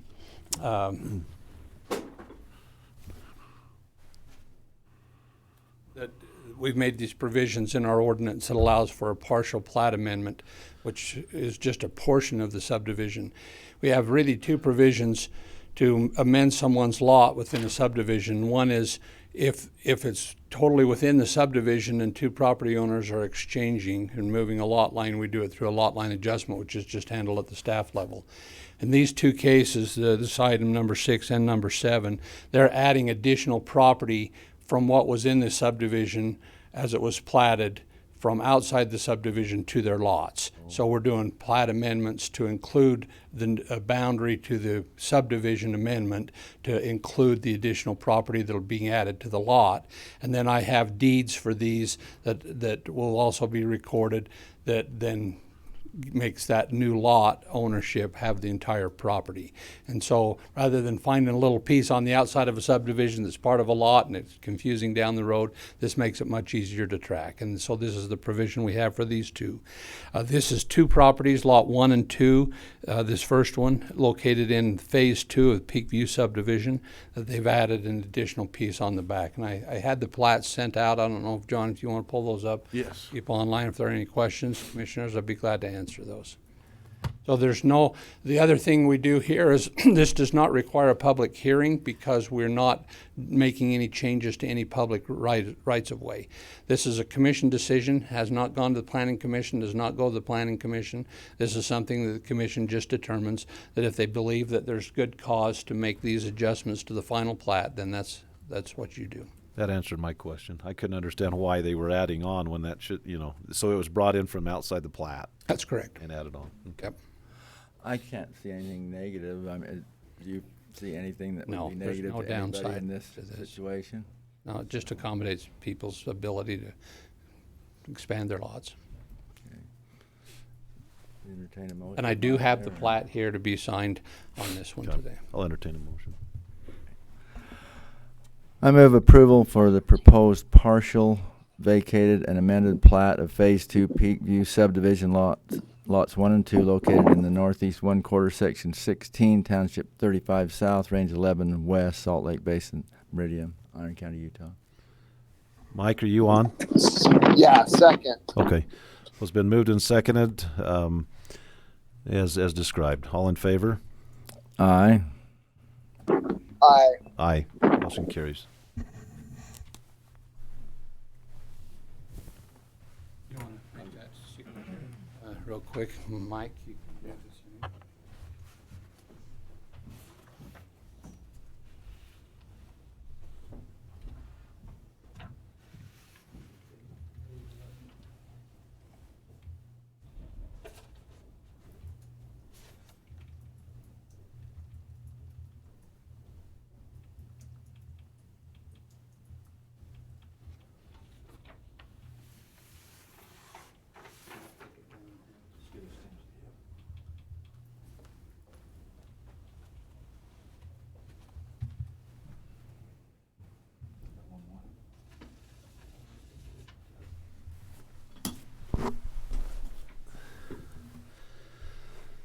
Thank you. We'll move on to item number 7, discussion and possible approval for proposed partial vacated and amended plat of Harmony Mountain Ranch subdivision, Phase 3, Lot 25, located in the northwest quarter section, 19, Township 37 South, Range 12 West, Salt Lake Basin and Meridian, Iron County, Utah. This is a similar situation in the Harmony Mountain Ranch, adding about 35 acres off to the west side of this lot 29. They didn't in this plat show, I don't know if you can scroll down a little bit and make that smaller maybe. You say where in the world is it? It's on this left-hand corner right here is what we want to see. Okay. Yeah. This lot used to come up here. They didn't show the original lot line. This was original lot 2930. And then they've added on 35 acres onto that. It makes it a much smaller lot, or much larger lot. And so it was not in part of that phase, and so we're amending this phase boundary, subdivision boundary, to include that additional property of unsubdivided property. So it went from section ground to subdivision property. That's correct. I do not have the plat on this one. I have the deeds. It's been in the mail. It had to go to Florida, then it had to go to New York for owner signatures, and it's been overnighted back on Friday, but it didn't come this morning before I came over here. So it's probably sitting on my desk going, this afternoon, if you have an opportunity to come back and you can sign it there, that'd be great. I will. And I'll Question, is there any green belt involved in this, the size of this parcel? Well, yes, there is. There is green belt, and many of these property owners also still have green belt in the subdivisions. And so it shouldn't affect the green belt status of that. They'll have to qualify for it and show that it is still in green belt, but it's not in an agricultural protection area or anything like that, though. That's what we wanted to, we always make sure that that's not something that needs to be removed from an agricultural protection area. Very good. Mike, where you can make a motion? Mike, you want us to just take care of that motion? If you go ahead and make the motion, that'd be great. I move for approval of the proposed partial vacated and amended plat of Harmony Mountain Ranch subdivision phase 3 lot 29 located in the northwest quarter section 19 township 37 south range 12 west Salt Lake Basin Meridian Iron County, Utah. Second. It's been moved and seconded to Congratulations. approve the partially vacated and amended plat of Harmony Mountain Ranch subdivision phase 3 lot 29 located in the northwest quarter section 19 township 37 south range 12 west Salt Lake Basin and Meridian Iron County. All in favor? Aye. Aye. Motion carries. Item number 8, discussion and possible approval of a cooperative agreement made by and between the Utah Department of Transportation, UDOT, and Iron County. Utah defining roles and responsibilities for the development and maintenance of Iron County traffic demand model. You've seen a copy of this in your packet. This is an opportunity for Iron County to get UDOT to include Iron County in its traffic demand models. They've done them in different parts of the state, and we've never been large enough to really be included with that. They had one for the Dixie, and the MPO down there helps run that model. And UDOT is willing to extend that and help model our area. We asked for this years ago through the RPO, and they've always told us that we really weren't able to do that. And then just prior to us doing the belt route plan, they said, yeah, we can see why this would be valuable, it would be helpful, and we've been working on trying to get them to agree to include us in the model. So this agreement says they will include us. They are doing the work. We have a meeting set up for June 1st to identify what data is needed. And so our commitment in the model, as you see there, is that we will also help give data. We will provide a person, if necessary, or staff to provide data to keep the model updated and to provide some funding, if necessary, as shared with UDOT. So it's not completely our burden, but they will agree to participate with us and try to keep the model up to date. So it's a good thing. Hasn't a lot of this been done with the Eastern Iron County emerging area? Or is this? That's maybe where it started. There was the idea that we needed to do that, but this, you'll recall here not too long ago, we did these what's called TAZs, T-A-Z, traffic analysis zone, where we added 20 traffic analysis zones to our Iron County area. What they do then is they take that and it shows employment centers where people live and it evaluates what areas are going to have heavier traffic in the future. They look at our zoning, and they would try to determine based on each one of these little geographic areas where traffic is going to increase or decrease, and that's what will be helpful as we go forward, looking at where we need to do road transportation plans. So it's a good thing. Okay. I move approval of a cooperative agreement made by and between the Utah Department of Transportation, UDOT, and Iron County, Utah, defining roles and responsibilities for the development and maintenance of Iron County traffic demand model. Second. Okay, it's been moved and seconded to approve a cooperative agreement made by and between the Utah Department of Transportation, UDOT, and Iron County, Utah, defining roles and responsibilities for the development and maintenance of Iron County traffic demand model. All in favor? Aye. Aye. Motion carries.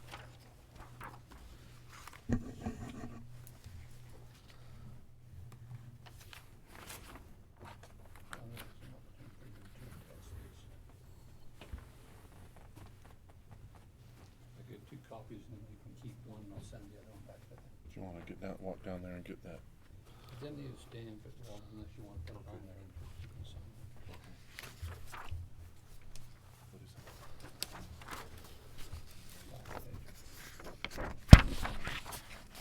Yeah, would you?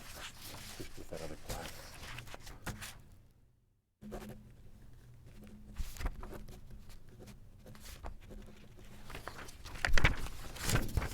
I sign this one too, John? No. No one in the Sometimes people bring their. With this one, I might just mention that I appreciate our partner, Dave Demas, and the 5 County and through the RPO that has helped facilitate this and has been encouraging UDOT for some time to include us in the model. Dave has some experience after working in the private sector before he worked with UDOT or with the 5 County in running these models with Horrocks Engineering and others, and sees the value of those. So we appreciate his encouragement and petitioning of UDOT to include us in the area. That's good. Thank you. Okay, agenda item number 9, discussion and possible authorization for Iron County to quit claim any county interest in Iron County parcel B-807-808-1-822, which is 0.70 acres addressed as 33 North, 300 East, Cedar City, to Southwest Utah Behavioral Health in fulfillment of agreements previously approved by Iron County. I think we've had a discussion on this previously that explained that we had entered into an agreement, and that's why you have a copy of the agreement in the file, with Carter Enterprises, Southwest Behavioral Health, and you'll see actually all of the other counties that were part of the board at that time also signed this agreement. The idea was that the county would hold the property. We actually acquired full interest in the property midway through this, and then we owned the property, and once the building was done, then Southwest Behavioral Health made of their final payment, then we would quitclaim our interest in the property to them.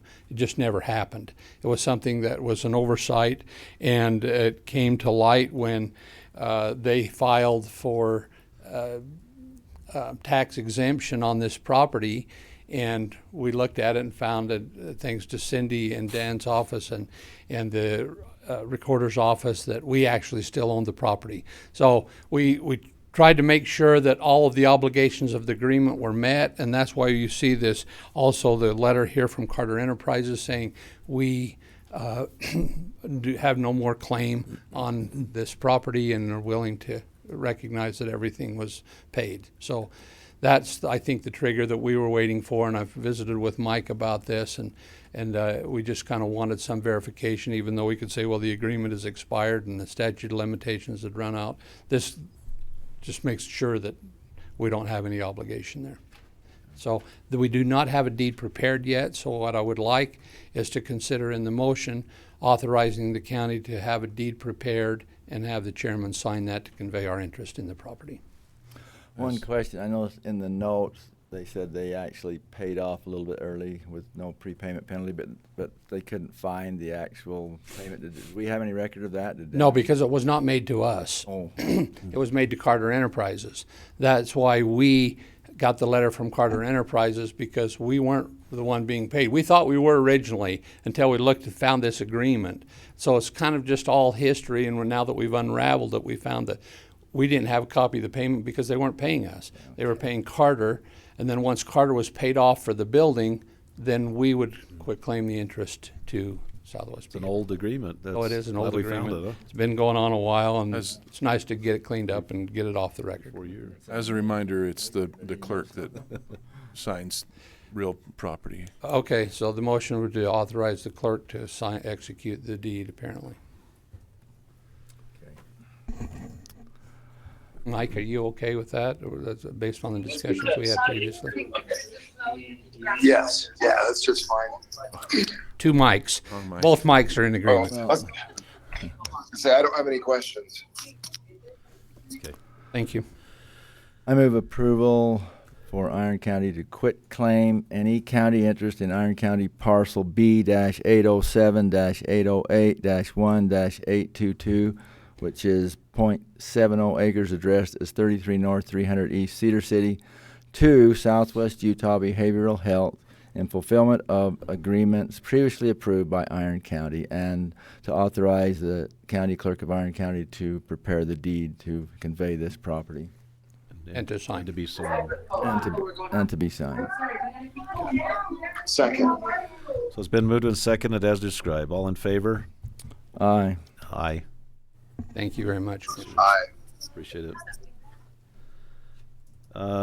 This item number 10, we are going to we're going to hold off on that agenda item. We're going to table that for more discussion. We'll bring that forward to a future meeting. Okay. Nancy? Sure.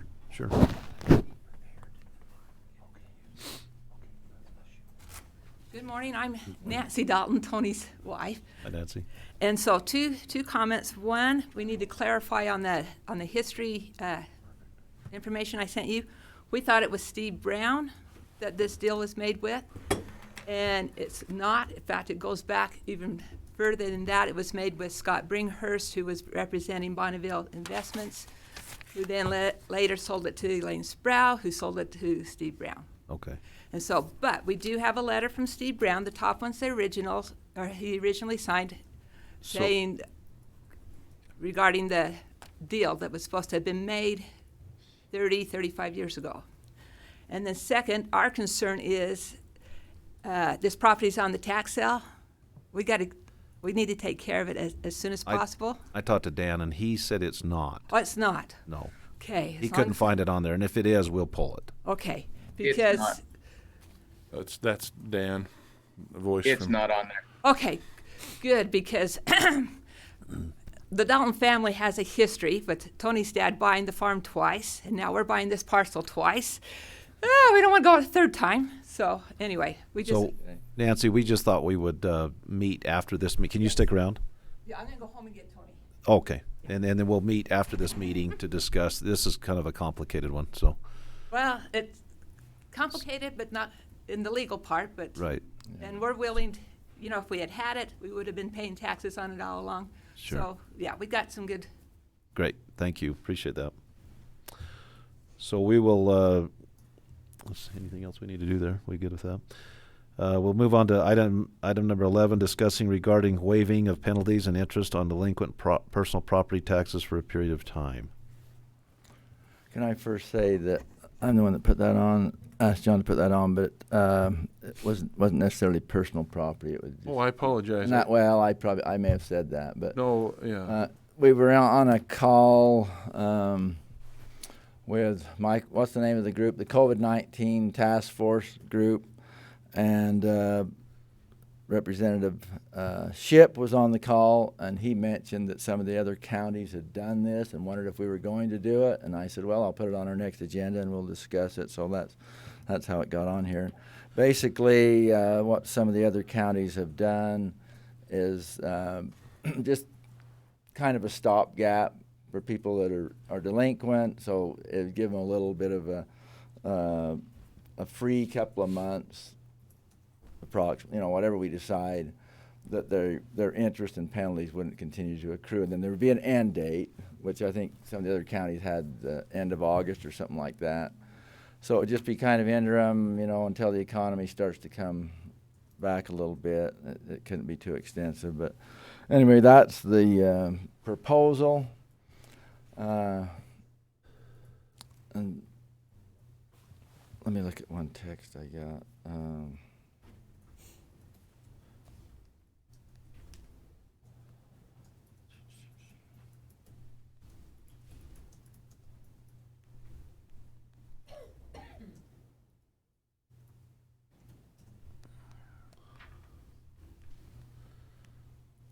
I got this from Cindy. Weber did it for personal property tax. Salt Lake is planning to do something similar. Most others are going to do it on a case-by-case basis. So, anyway,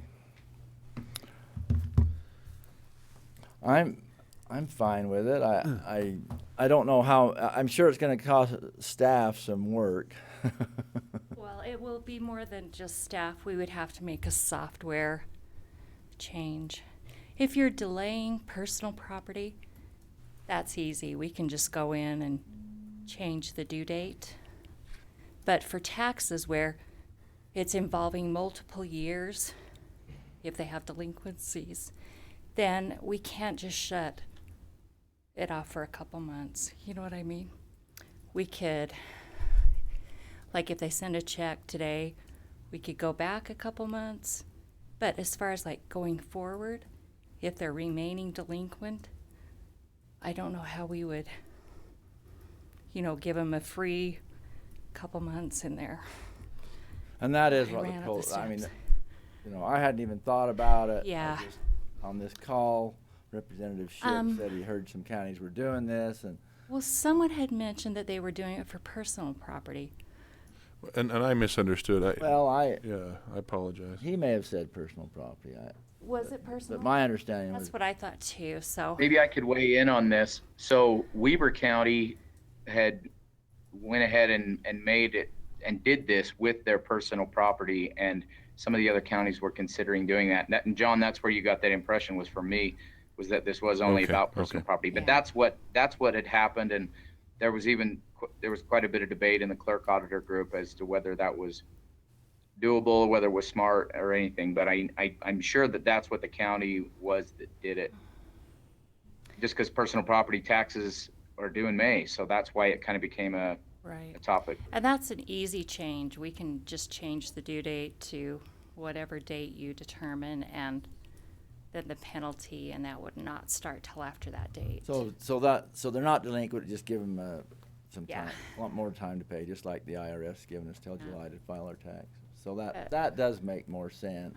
But I don't know how we would do it for real property where it involves multiple years, and I don't know how or even if they could program it to just give it a halt or 2 months of. What if it had? You can't move the due date because that's set by state code.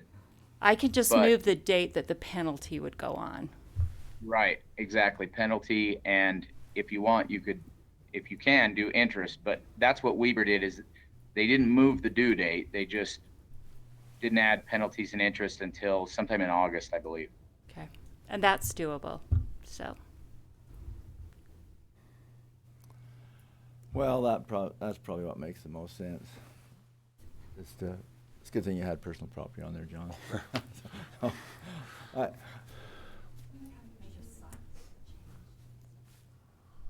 And I would be fine with that on personal property, which would be a lot easier to take care of and give people that have lost their job or whatever a little more time, or their businesses. These are mostly people that have businesses or probably all that have personal property taxes. Right. A business that's struggling, just give them a little more time to pay. So could I interject, Cindy? In your world, moving that date, is that going to procedurally do a lot to you, or? We'll do whatever we need to do. You can make it work. Make it work. My concern a little bit is that we've already, because now it's due in a week, we've already had people who have made concessions to get it there, so my concern is a little bit like, oh, It's well. the timing of it. The timing, because there might have been people who like, oh, if I'd have known that was an option, I would have waited and done some other things, but we'll do whatever. You guys are the body that gets to make that decision, so you could do that. I know Salt Lake and Weber did do that. Many of the other counties said they wanted to wait and do it on a kind of a case-by-case basis, just depending, you know, go ahead and do it for like a restaurant or something that had been hit hard. But if you're a construction company that still is working really hard, then maybe not do it. But then that makes it harder on our office, because I have to make that decision and look at you and say, okay, sorry, Cousins Cabinets, you've got to pay, but you have 2 more months, Adams Farm or whatever it is, so it makes it harder than even just a deadline. So the case by case would be difficult to do. Well, I mean, we could do it, but again, I think if we do that, then we would have them do something, and we'd come and because I don't have the authority, it would have to come to the commission anyway, and then the commission could approve that. I'd probably prefer a case by case, but I don't know. That's just me.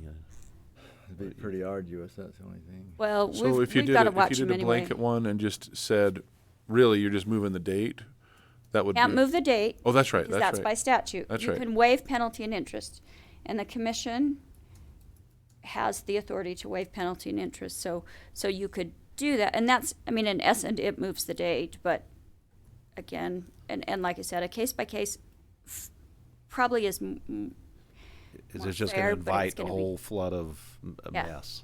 You know, I mean, I don't know. But they're due on the 15th, so 4 days. yeah. I agree. Where we've already advertised it, all the letters have been sent out with that date. And if we do it on a case-by-case basis, we can just kind of keep track of everything that comes in late, and then bring them maybe to the next commission meeting and say, these were late, do you want to waive penalty and interest, or, I don't know. But we can work through whatever we need. Because you're right. I mean, construction we haven't been affected yet. No, I mean, you probably But will be. it's but- our time's coming probably, Right. but not yet. And again, like I said, we've had quite a few who've already paid, and I don't know that, like I said, they may have thought, well, golly, if I'd have known that was an option, I might need the cash now, and I would have waited and done something else with the money. So exactly. I don't know. So case by case probably does make the most sense. Is Mike where he can weigh in? Can he? Commissioner Blake, where you? There he is. Yeah. Yeah. Hold on. I'm about done with graduation. Just getting back in the car. Let me get back in where I can stay out of the wind. It really sounds like the case by case basis is probably the right thing to do, just for the fact of everything that's discussed. It sounds to me like a case by case basis would be something good to do, and then we can address those as a group when they come in. Do you anticipate a lot? Do you have a number? We're about where we were at this time last year. The problem is, just like everything else, everyone pays it I don't know about you, but I don't pay any of my taxes till the last day. I don't want any money in. I mean, do you know what I'm saying? It's any deadline, you don't necessarily pay it early. Interest-free you wait. loan. Yeah, but we're about where we have been. We actually, with increasing that limit on personal property, we don't have nearly as many that we're waiting for, but. Okay, well, then it probably won't be a real large burden, so. Did you have a thought of how to get that word out? Well, I think it's kind of the way Cindy describes it. If they're delinquent, then we would just contact them and. We send a notice and say, hey, you're delinquent, and penalty and interest are going to, we give them 10 days, so we send another notice, and we could just keep track of everything that's delinquent and bring them in, and you can make that determination. So do you want to have a time certain, though, or are you thinking on a case by case basis, give them more or less time? I think you probably still have a date certain. Probably like, I'm thinking 60 days or 90 days would be. July, August 15th, maybe. Maybe 90. 90 days. I think that sounds fair. I think 90 days sounds good. I think that's ample time. Ready for a motion? Hey, I move that on a case-by-case basis, we work with delinquent personal property tax payers to give them 90 days interest and penalty free to pay that tax, which would end 90 days from May 15th, which is August 15th, 2020. I will second that. Okay, it's been moved and seconded as described. All in favor? Aye. Aye. Aye. Okay, I need to go back and talk about item number 10. So we're going to have I just felt like we were flying blind on this issue. There's too many moving parts. It's complicated. So we are going to have a meeting after this, but it's going to be to receive information only. There will be no decisions made. We're just going to receive information. We didn't have any supporting documentation. There's a lot of things that have come to light since we just didn't know about, like Nancy described with previous owners, and it's just complicated. So we're going to receive information only in this little work meeting we have after. No decisions will be made, and then we'll bring it to the next commission meeting, talk about an open public meeting, and make a decision. Is that okay, Mike, to do that? Okay. Nancy mentioned that she sent information. I didn't receive it. I didn't receive anything either. I didn't get it. But I guess we'll get all that in the meeting. What's that, Cindy? I thought it was attached to the agenda because when I was The packet? It wasn't in the packet that I could see. But I didn't see it. Anyway, I don't know if maybe it made, because I didn't put it in, and it may have, Chanel may have been able to put it in. I didn't. But anyway. If I did, I didn't see it. There's some more here that we could certainly. So let's go to item number 12, a request for deferral of property taxes for APN B-1152-6-15. John? Okay, so yeah, this is another deferral request. This individual is behind on their taxes, and I actually didn't do this math here. Let me just quickly calculate that. I'm just being a pain today. I'm sorry. You're good. Just one word of caution with this property. The last two payments that have been sent in, the checks have been returned and we have had to void them. So, Okay. And they were only for $100 and one for $50. So, and I think it's going to be more in the 300-ish or more a month that he's going to have to pay. So we're just a little concerned. So yeah. So they're basically asking for us to work with them in making payments. So yeah, And that's. so you say the amount that was in our notes could change based on those return checks. The amount is good. The returns have already been deducted. So the total amount owing is $27.86 which would make a monthly payment if the deferral were accepted. Sorry, you're writing that down, aren't you? So the total amount was $2,786.57, and if accepted, a monthly payment would be $232.21. Did you For add 12 in the payments, correct? 2020 taxes too? Oh, no.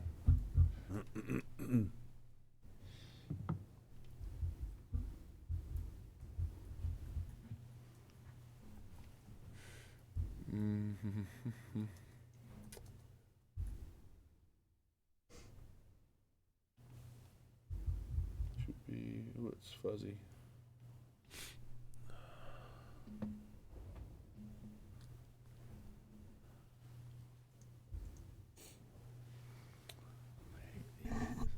Did they show if they had gone looking for any financial assistance? I wanted to talk about that because they hadn't. 111, 1.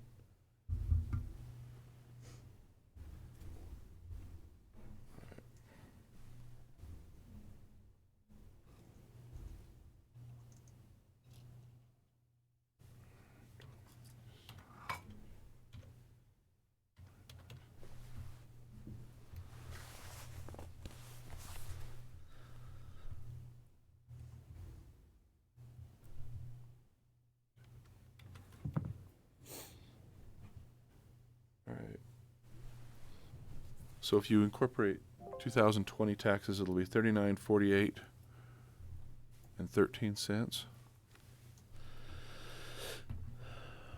which would yield a monthly payment of $329.01. Now, for 12 months? For 12 months, yeah. So, and now there are various concerns with this one. It has to be less than 12 months because it would need to be paid by that March 15th date. Okay. So more like 10 months. So what should be $394.81 over 10 months. And how does this work if there's a default on these payments?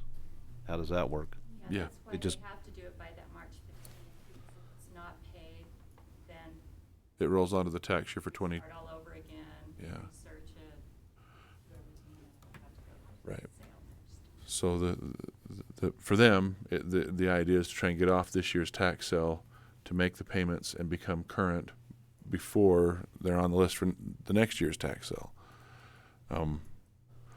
But one of the things that this individual did not do, and they didn't talk to me, but either way, they did not give a letter showing that they had, like, from their relatives saying that they wouldn't be willing to pay, or have gone to the bank saying they wouldn't be willing to give a loan. So we normally require that, and that, I don't know if they just didn't have time or what, but they did not get that. And my deputy that visited with him reached out to him and let him know that they did need to do that, but we as of yet have not received that. This is an individual, their checking account is overdrawn. And even the records they gave me show that. They're on Social Security for their income, which is, I'm not going to show it on the public screen.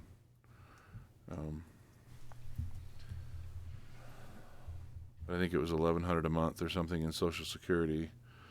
Why he hasn't been applying for an abatement. And then, well, and part of that was there was a circuit breaker in place. And part of this, the problem generally here is, yeah, so they receive $1,077 on Social Security. And so they really should be qualifying for more, but they had,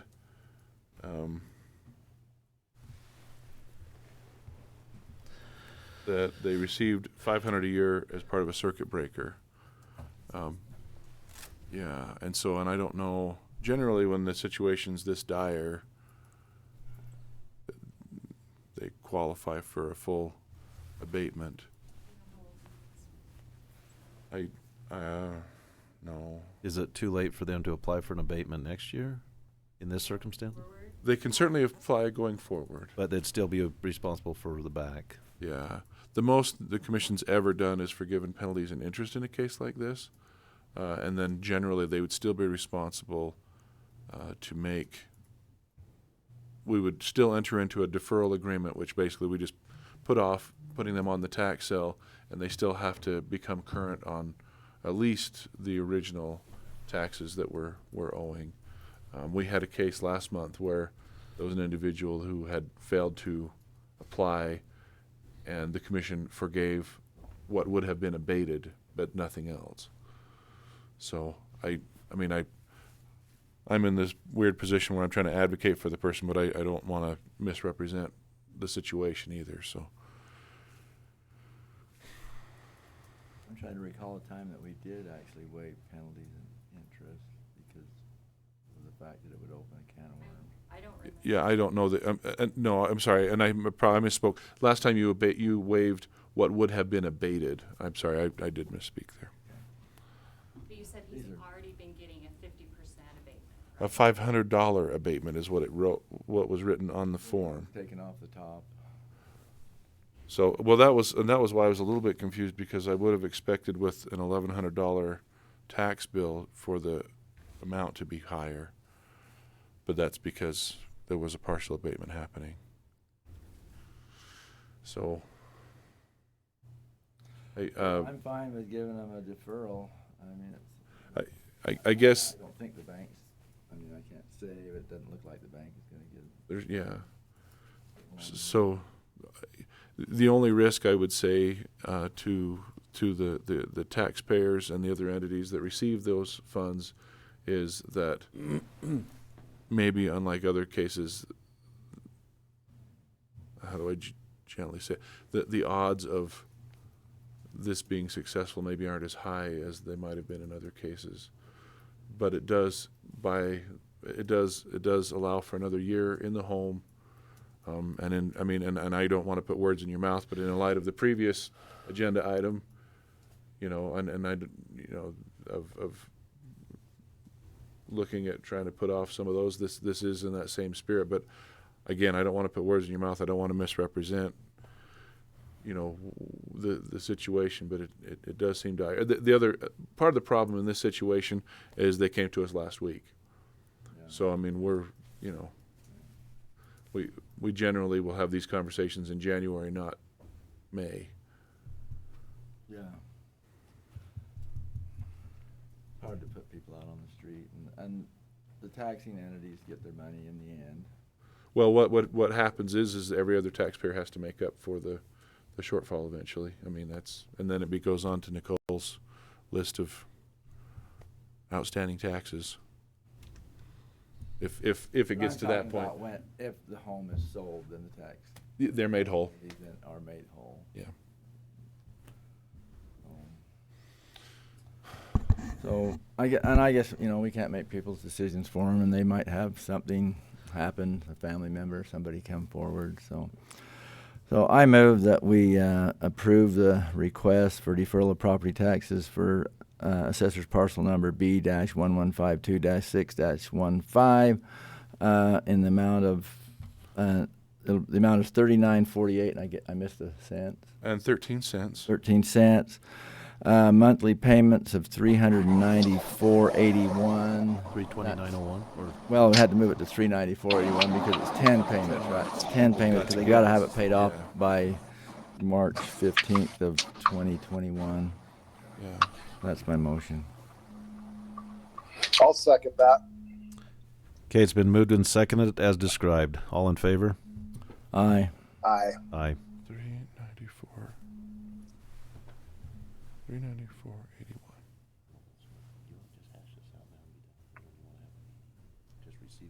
Let's do it after. Okay, agenda item 13, personnel. Jennifer? Hello, good morning. Morning. I just have one for the calendar today. In the tourism department for Nathan Lyman, he was selected from the most competitive recruiting and interview process to backfill the full-time seasonal outdoor maintenance technician position within the tourism department beginning May 11th of 2020. And that's it. I move approval of new hire Nathan Lyman as a full-time seasonal maintenance tech beginning 5/11/2020. This is in the tourism department. Second. It's been moved and seconded for the approval of the new hire Nathan Lyman as a full-time seasonal maintenance tech beginning 5/11/2020, which is today. All in favor? Aye. Aye. Aye. Motion carries. Thanks, Jennifer.